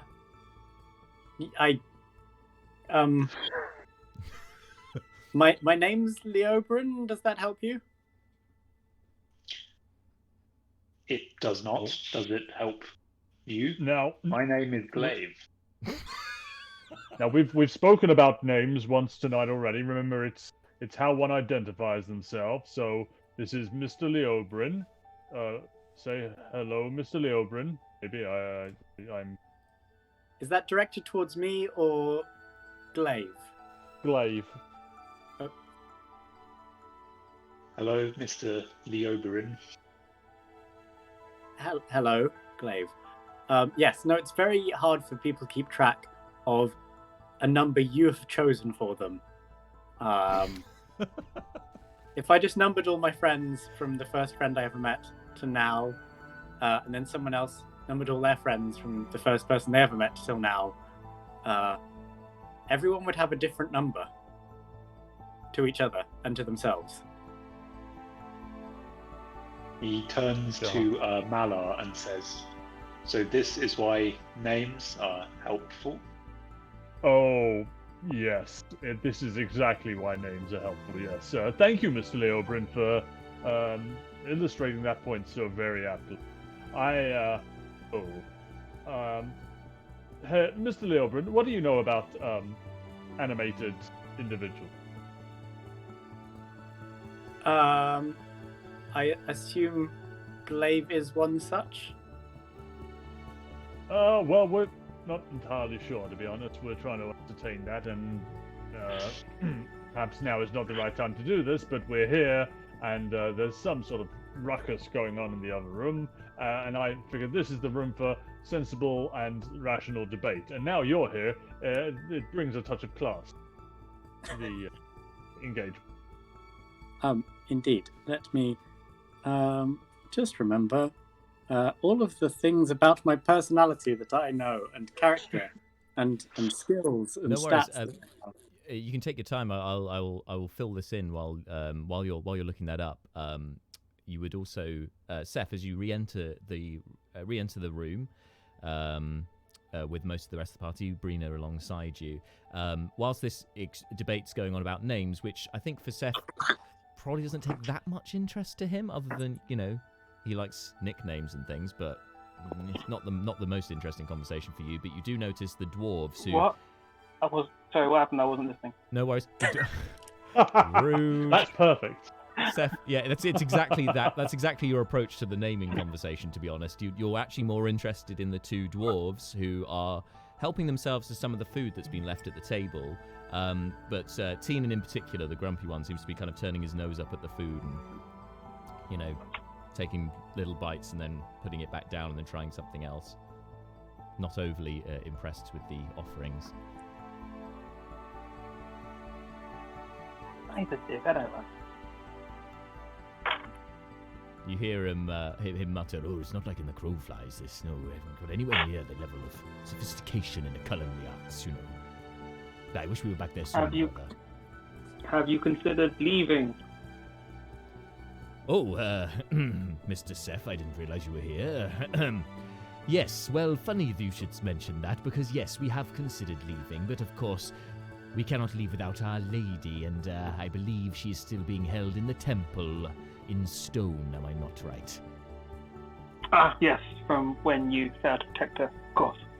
Yes, when I, in fact, was turned to stone as well, and my brother was trapped inside a cave-in with a basilisk. Yes, you know, regular occurrences for you, I'm sure. Oh my god, it is.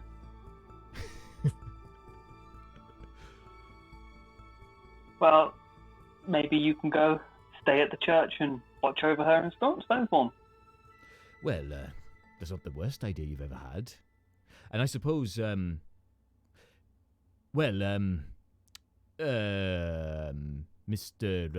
Excuse me, I don't wish to interrupt your... Well, I do mean to interrupt this conversation about names, Mr. Shade Creek, Deacon Shade Creek, but, I don't suppose you've made any progress with, the lady, have you? Oh, no, I'm afraid not. I have sent word to my, my institute, and I am sure that assistance will be forthcoming imminently. But it's quite a distance away, and I am unequipped time to offer. But she is safe and sound, and under the watchful gaze of the ape. Well, maybe I shall, yes, go and check in on her in the morning. And, speak to that priest you have there. What's his name? The Dragonborn. Ventrix. Ventrix, that's it, yes. Yes, I shall have a word with him maybe and see what is going on. That is quite a wide. Oh, there's no rush, brother. I mean, we should enjoy the hospitality while we still can. It's quite a spread they've got on here. What's, is this regular for you, or is there a special occasion, or...? Oh, We've only been here once. Yeah. This I is don't even true. know what's on the table. It's... yes, but you're not it's, listening. dinner was cooked for you by the housekeeper, Fenelon, the elderly dwarf. Yes, excellent mental note. They're insulting dwarf food. There's it's fairly it's quite a good spread, but it's still, you know, quite basic in its calorie price. There's some, you know, cooked beef.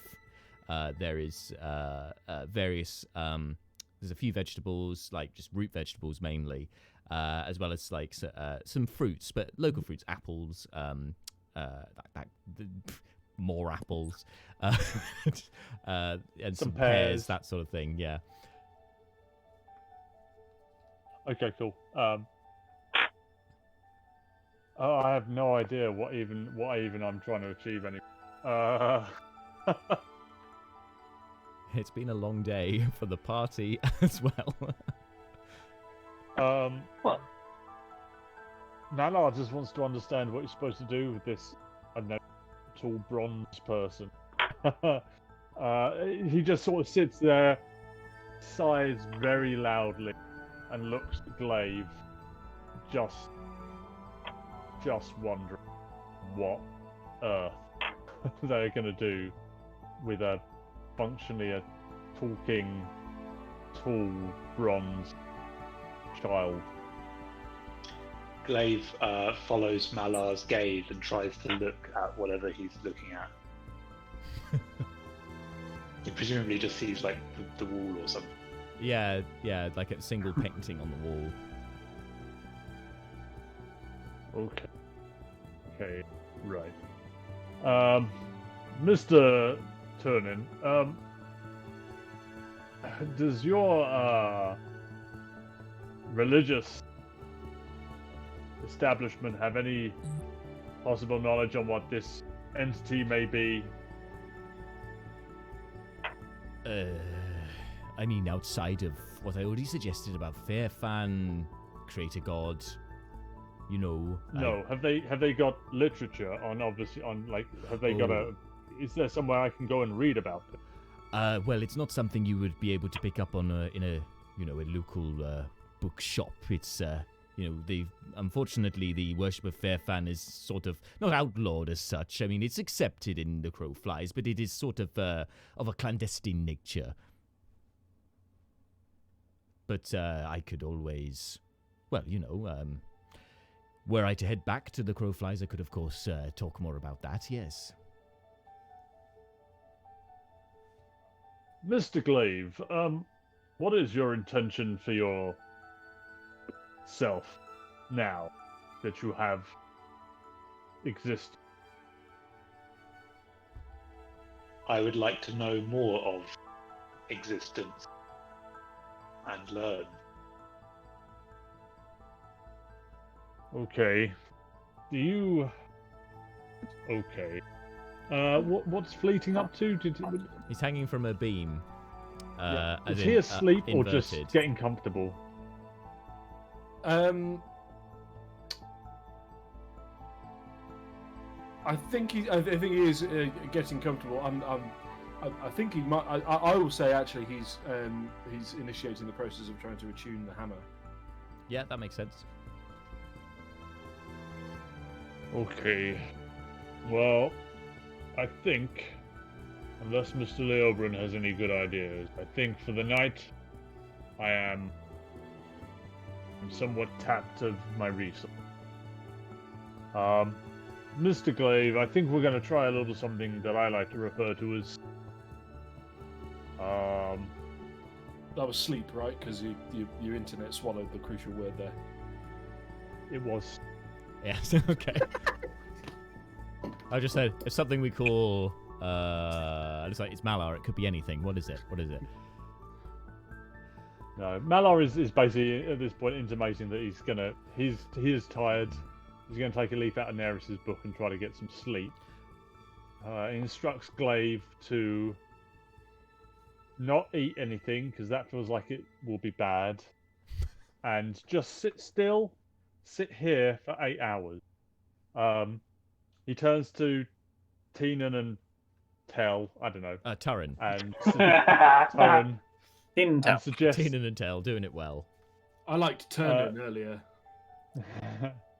suggests that they go and speak to Mr. Seth if they wish to understand where they can stay for the, and then he just goes. Malar just leaves the chaos.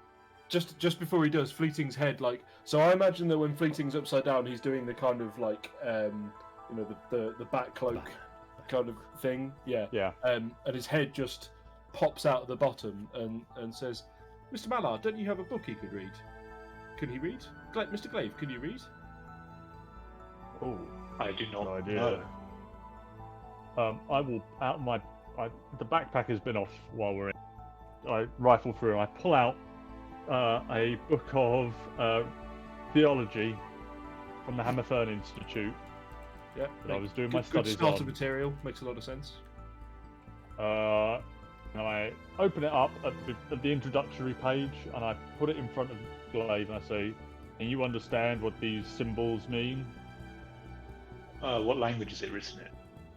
I'm gonna assume it's in copy. Yeah. Yes, he can read it, and he starts. Okay, good. Read that, and if you finish that before I awake in the morning, maybe consider, and I'll get a quill and ink, part somewhere in the bag, maybe, or whatever.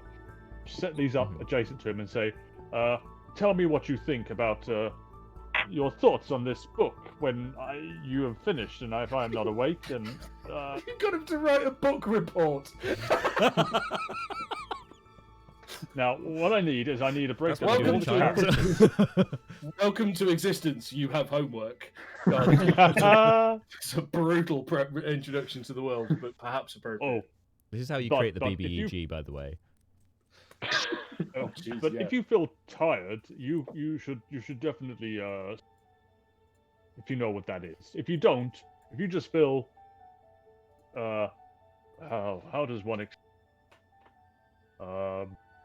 If you feel that like you you are want- drained of essence and cannot continue to perform your functions, then you should stop, right, Mr. Shade Creek?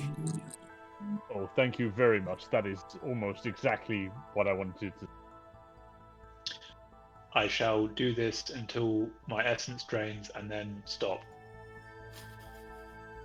Well, until the morning, yes. Yes. Is he talking about? And Yes. Turin looks confused. Is he still talking about the same thing as you? Because that sounded a bit dubious. Shut up, Turin. I'm sorry. It's fine, you me. Come on. So, Mr. Glaive is going to be here reading and writing, and Mr. Fleeting, yes. Mr. Seth is where is Seth right now? I believe he's there as well, isn't he? Yeah, I didn't leave. People I dislike are still in my house. Mr. Seth, you're there. Excellent. Maybe you can deal with the two dwarves and where they need to stay. Ms. Neris is up there. Mr. Leobrin, good to see you again. It's been quite the... And good night, one and all. I'll see you in the morning. Don't wake me up unless it's emergent. And Malar, leave. Exhausted.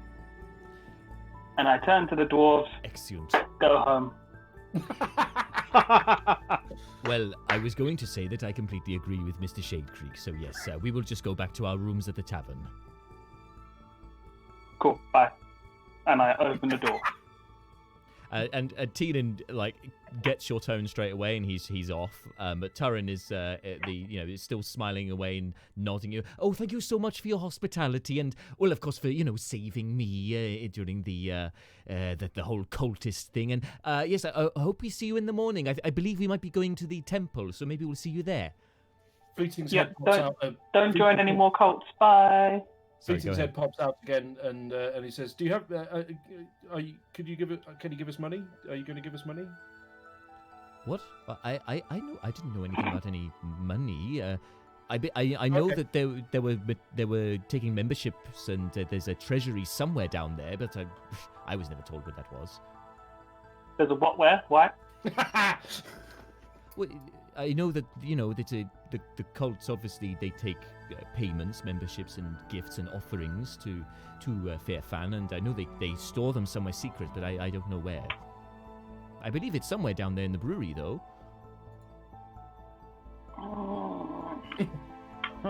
Aren't you glad your best friend asked about the money? We just came from there. We can go back. We'll go back in the morning. Well, anyway, a good night all, and see you soon. Goes off into the night. See you later. Close the door. Lock it. No more owls and dwarves coming in. The owls are still inside. No more. 3 is the limit. Could the owls go to the brewery and keep watching in case someone shows up overnight to try and... How long have they been out? They've been out... You basically summoned them not long after the group left, so they've been out for 40 minutes. They've got 20 minutes of owl left. Oh, okay. If they only last for an hour, then no. I think it. Yeah, I think that's right. I had more of a CCTV kind of function in mind, which doesn't really work for an hour. Yeah. Oh no, sorry, they're gone. They're far. They vanished in time. Oh no, wait, that's the wrong spell. Hold on. Where am I? Oh, that's the one. Yeah, it is an hour. An hour. Okay. Perfect. Well, not perfect hour for of that, but good to know. Okay. So yeah, unless there's anything else you guys are going to take care of, you can rest for the night, and then we pick things up in the morning. Was there sorry, Mr. Glaive? Were we trying to investigate your origins? Is that a thing we were doing? He looks quite blank about this. For a statue. Looks at the other party members like. Yeah, Fleeting's head pops out again, and it nods, and then it retreats back into the depths. Brina nods He as got well. he came to life when a magic portal struck him with lightning. When the portal was opened to the fire dimension, that a fire giant monster came through from Fleeting's hammer. It was like a regular Tuesday. You mean okay? He was brought to life by magic? Brina's very excited about this. Just by Fleeting's hammer, right after the portal opened to the fire dimension where fire dwarves and fire elementals came from. Like I said, pretty similar to stuff. Oh. Fleeting's nodding, especially at the reference to his hammer. He nods extra hard. Oh yeah, we found the hammer again. Brina looks somewhat deflated. Oh, I should have been there. I could have. That would have been so. I would have been fascinated by that. I would have been so useful. Oh, never mind. Yeah, it's fine. It's fine.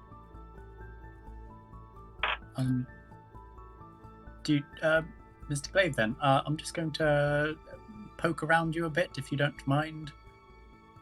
I do not. At least you asked first. Oh, Very what? polite manners for poking around someone. Scent culture. I leave. He continues doing his homework while you're poking around. Brina, if you want to help, you don't have to. Oh, I most certainly will help. In fact, and she gets out her spell book and plonks In it on fact, the table. I'm going to take over Glaive. right now. And then she stands on the chair, so she's of an equivalent height to Glaive, and she's just like, examining him as you just kind of watching over your shoulder almost. Nice. I'm pitching either Arcana or Investigation. Let's say Arcana for this would make sense, and Brina's helping you, so you can have advantage. Arcana. I mean, I wish I rolled better. The roll is not a 1. What's that? 13. 13. Okay. So what is it you're trying to ascertain about his being? Anything I can. Like, was he designed for this? Was this accidental? What's the? Taking a look at, I mean, his form appears to be,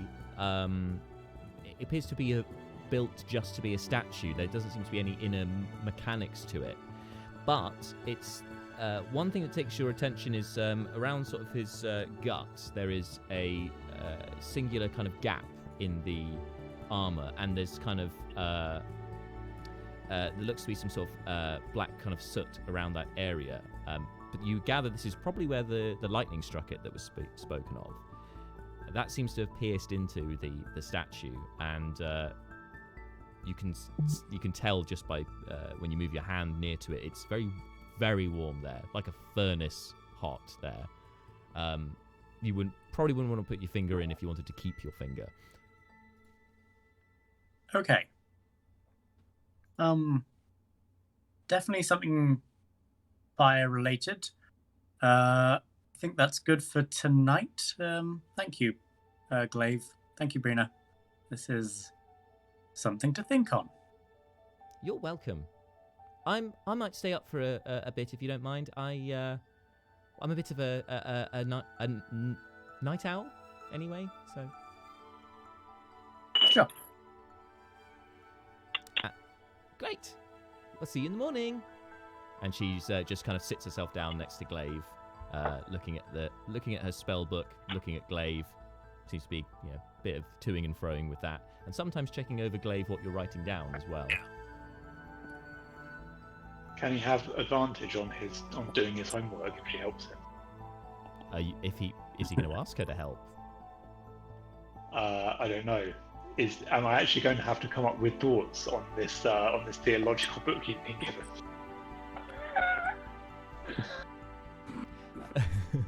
I mean, Malar asked you to write down. Was it thoughts from it or your account of it? It was a book review. I asked for a review. So basically, you're summarising what it's about. So it's up to you whether you think Glaive would ask. But I as a player don't know what's. Oh, I see. Oh, I see. Well, I mean, Brina would definitely be kind of looking curiously, and then would be asking you, "What are you doing?" Malar instructed me to read and write my thoughts. Okay, that's cool. What are your thoughts? You can say if it's boring. Still, same problem here. Like, I don't know what's actually in the book, so I don't know what thoughts you would have about it. So, okay, I tell you what, roll in just a general intelligence check. See what you can gather from it, or investigation if you're trained. 8. I've got 8. 8. There are 8 gods. Gods are apparently are higher beings that somehow dictate or influence the world through various means. You kind of get an idea of what each of the gods represents, but there's one that sticks in your mind that you can't pin, and that's why they're interesting. There's one that you can't understand exactly what they represent, nor what they would appear like. This one called Alusha sounds, odd, but intriguing because, again, like with the naming thing, it apparently can take many forms. Although is identified as female, Alusha seems to take many forms and goes by many different names. which just seems to be seems to be something you identify with.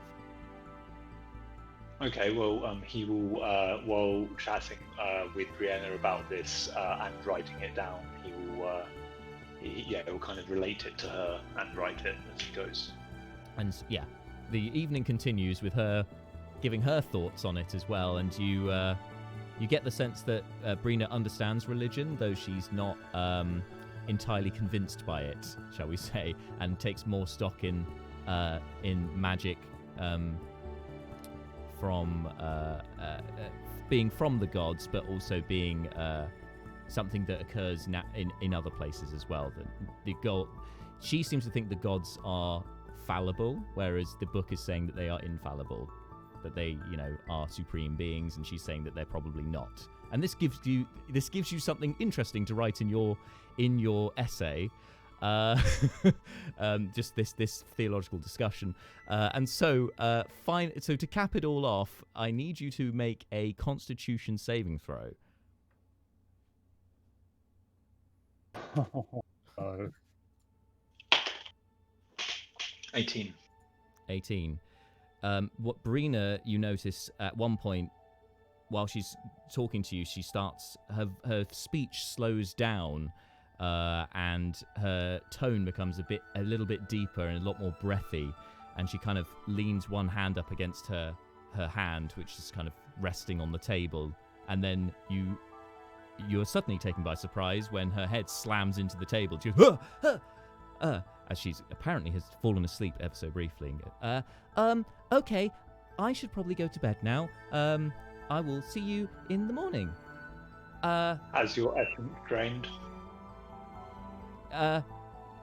Yes?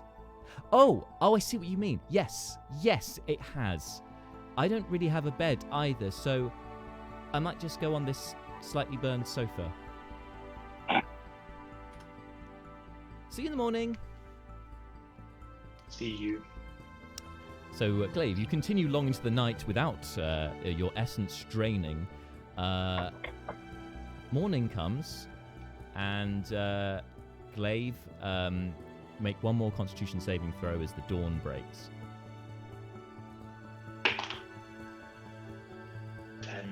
10. Just as you see the first light of day, your vision starts to cease. Momentarily, then it's back, and then again, and then it's back, and then it goes, and this final time it goes, and you go into a resting state, which I think for Warforged you're basically inert. But you are aware of your surroundings, but you are, for now, in an inert state. Yeah, entirely Essay motionless. complete. Your essay is complete in front of you. It's probably still sitting at the table, I imagine. Yeah, and he's just sat there completely stopped now, not moving at all. No. So morning comes. Sad times. So Glaive has learned about homework. He's learned about pulling an all-nighter. Tomorrow is what, PE? Well, funny you should say that. Morning arrives, and Neris, Neris, you would have woken up because your trance would have finished before the morning would have broken. So I wanted to ask, when you rise, you recall the item that your uncle gave you. Did you want to spend an hour attuning to it? Yes. Excellent. You are now attuned to your ring of protection. Yeah. And I'm level 6, baby! Level 6, brother! I mean, I join in, but my hands keep getting cut off, so I'm armless. Mine as well. It's just about. Yeah. Yeah, the wonders of the internet, everyone. But yes, you would be first up. So is there anything you want to take care of in the morning before anyone gets up, or no? She's going to sashay downstairs. Please note of that mode of going sashay, darling, with the smoldering. And Draping she's your going long to sleeve over the banister. ever so slightly poke the burnt sofa and cast mending. Now you note that Brina is curled up asleep on this sofa, but yes, you can do the mending, and it kind of it mends itself around her, and you notice that the cushion underneath her that had been borne the brunt of it kind of lifts as it refills with stuffing that had been burned away. Yeah. To I an also extent. I note that she's there. It's like, all right. And then I look at Glaive. I'm like, hello? You're not gonna go all crazy murdery on us, are you? He does not move or react in any way. Alrighty then. Guess that's good. So she goes off and tries to find some food. Sure. And she's having a me morning without the boys. So Very it's nice. just for herself. And you'd have Pamper, darling. You'd have at least Self-care. an hour to yourself before anyone else wakes up. So she's in a markedly better mood than she was before when this happens. And she also checks out the gift that Seth gave her. Oh yeah. And like pulls the not bad face.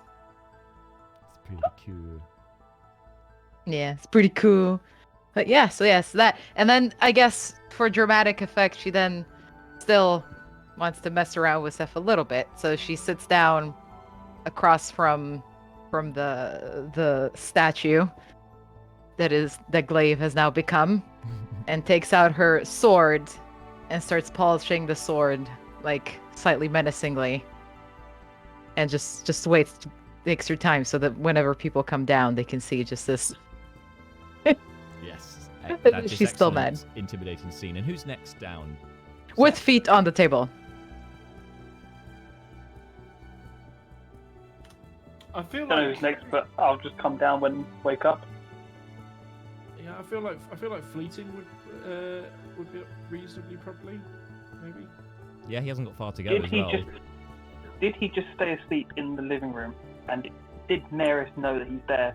And is Neris underneath him right now?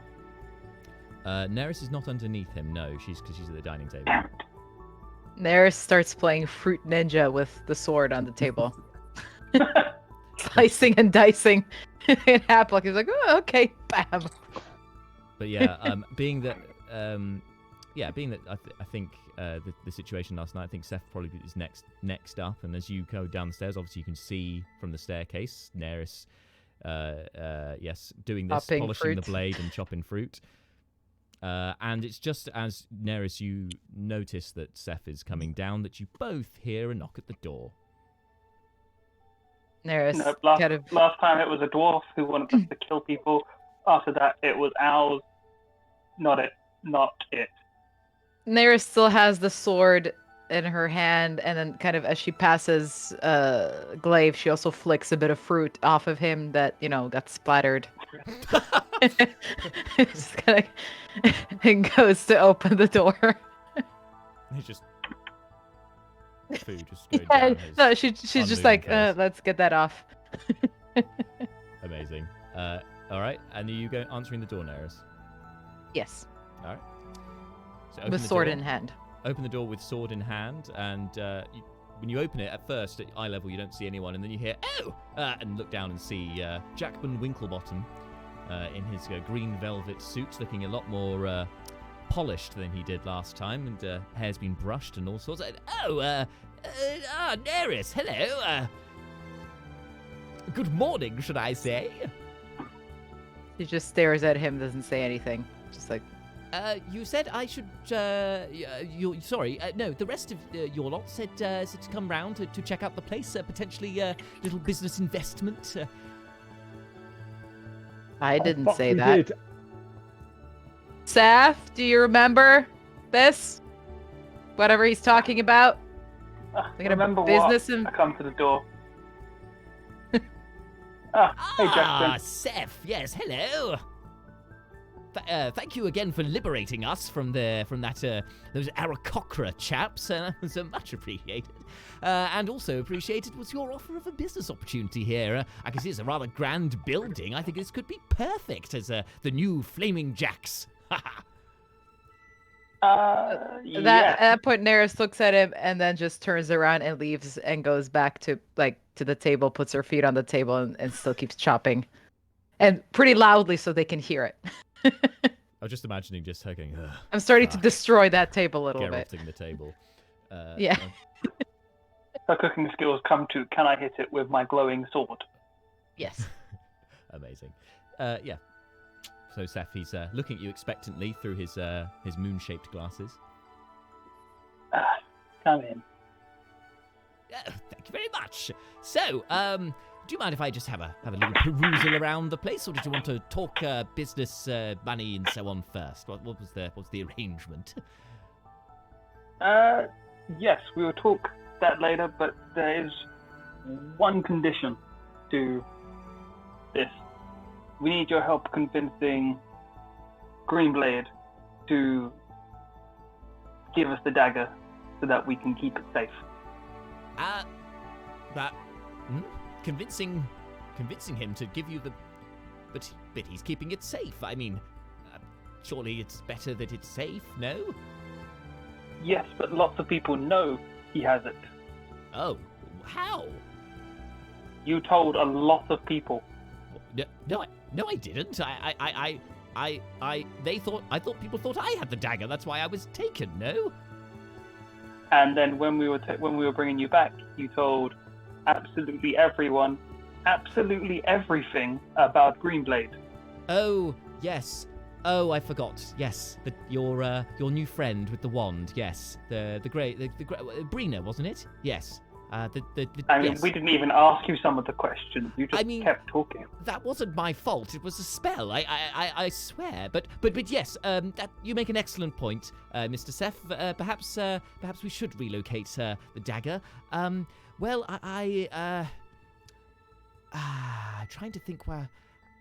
How best to contact him? You know, sometimes he does crop up around the outside of the walls, like the wood store, or I have a couple of other places I know that he frequents. I could always check that out. That's fine. Yes. Well, if you could find him, yes, and tell him that, then we can talk business. So we can't talk business now, then? Fine. We can talk business. Okay, great. Is this a so new... Neris has progressed. Sorry, Neris has progressed to like. Oh. I was gonna say during this, Neris has progressed to throwing an apple in the air and trying to like baseball it. Make an let's say acrobatics for this.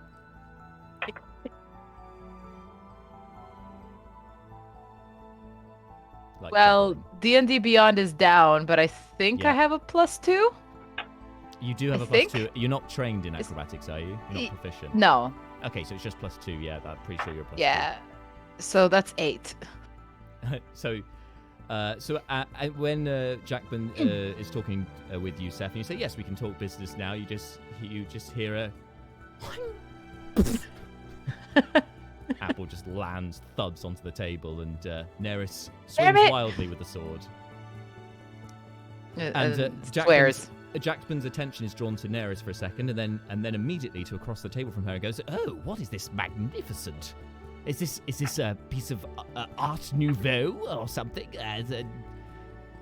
This performance piece, or no? It's not one of those, living statues, is it? The street performing types, is it?"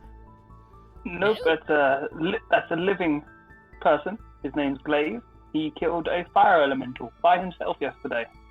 Just not. I don't know about living. No. And I grabbed Jackson's hand. Don't piss off the giant strong man. I'm just sorry. He doesn't look like a man. He looks like he looks like he's entirely a suit of armor or a statue. I think he could probably break you in one swing. Let's not piss him off.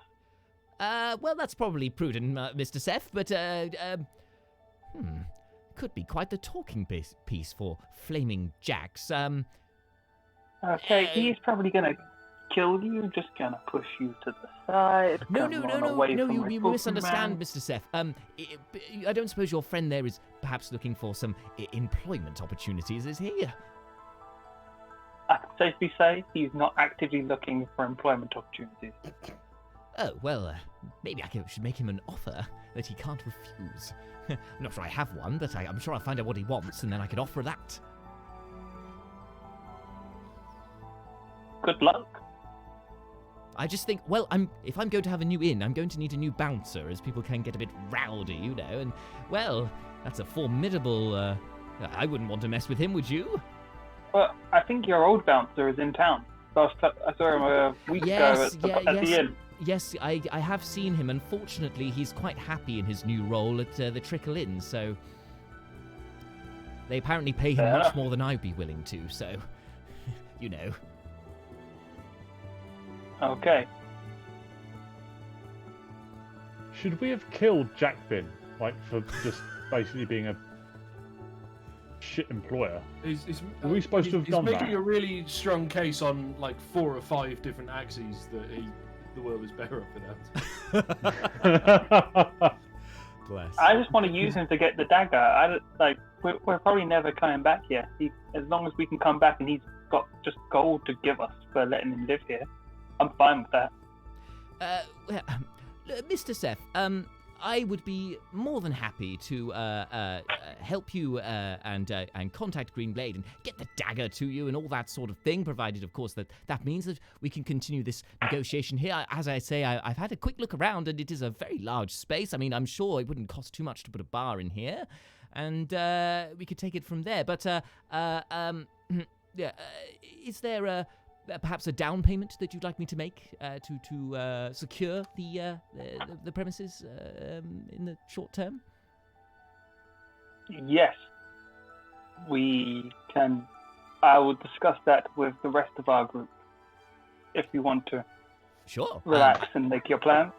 Sure, no problem. And he pulls out a very small chest, tiny in fact. It looks similar to the one that you picked up yesterday, Seth. Plonks it down on the desk there. And he's well, I was whenever you're ready to talk, we will I'll make an investment. What is that chest? Oh, it's the chest thing. Oh, it's the port to my savings, to my bigger chest. And how does that work? And I'm going to pull out my one. I found this yesterday. How you said it does something? How does it do something? What does it do? Well, I had to buy a very expensive scroll, but fortunately I have a penchant for the arcane, so I was able to successfully use the scroll to cast the spell. Basically, it creates a. You also do need to have a very expensive, very large chest, which you then send off into another plane of existence. And then this one is kind of, this little replica is kind of a token of it, and then you use it to then access and summon the larger one to then access your savings. And then when you're done with it, you can then send it back to that plane where it's nice and safe. How do you summon it? What do you do? Well, if we must go over it, Seth, you could at least get me some tea. I will get him tea. I will get anything if he tells me how this secret chest works. And as Seth, you go to grab the tea, we'll cap things there for today, as the rest of you are about to get up, and we'll find out more about about Jackman and his secret chest in a couple of weeks' time. As I said at the beginning, that we'll have the winner of our competition announced at the beginning of the next live stream in 2 weeks' time. If you haven't subscribed to our YouTube chat yet, make sure you do, because next Monday we are going to have our 10th episode of The Cage being released. Obviously been delayed due to this being delayed as well, but that's going to be premiering on our YouTube on next Monday at 6 p.m. And of course, as I said earlier, join us on Friday here live on Twitch to be going through a campaign diary, talking about the last 5 sessions, that's 61 through 65, and everything that's been going on throughout the stream and beyond. And until then, guys, thank you so much for joining in, for bringing excellent roleplay and fun times as per usual. Stay safe, everyone. Hope you have a great week, and we'll speak soon.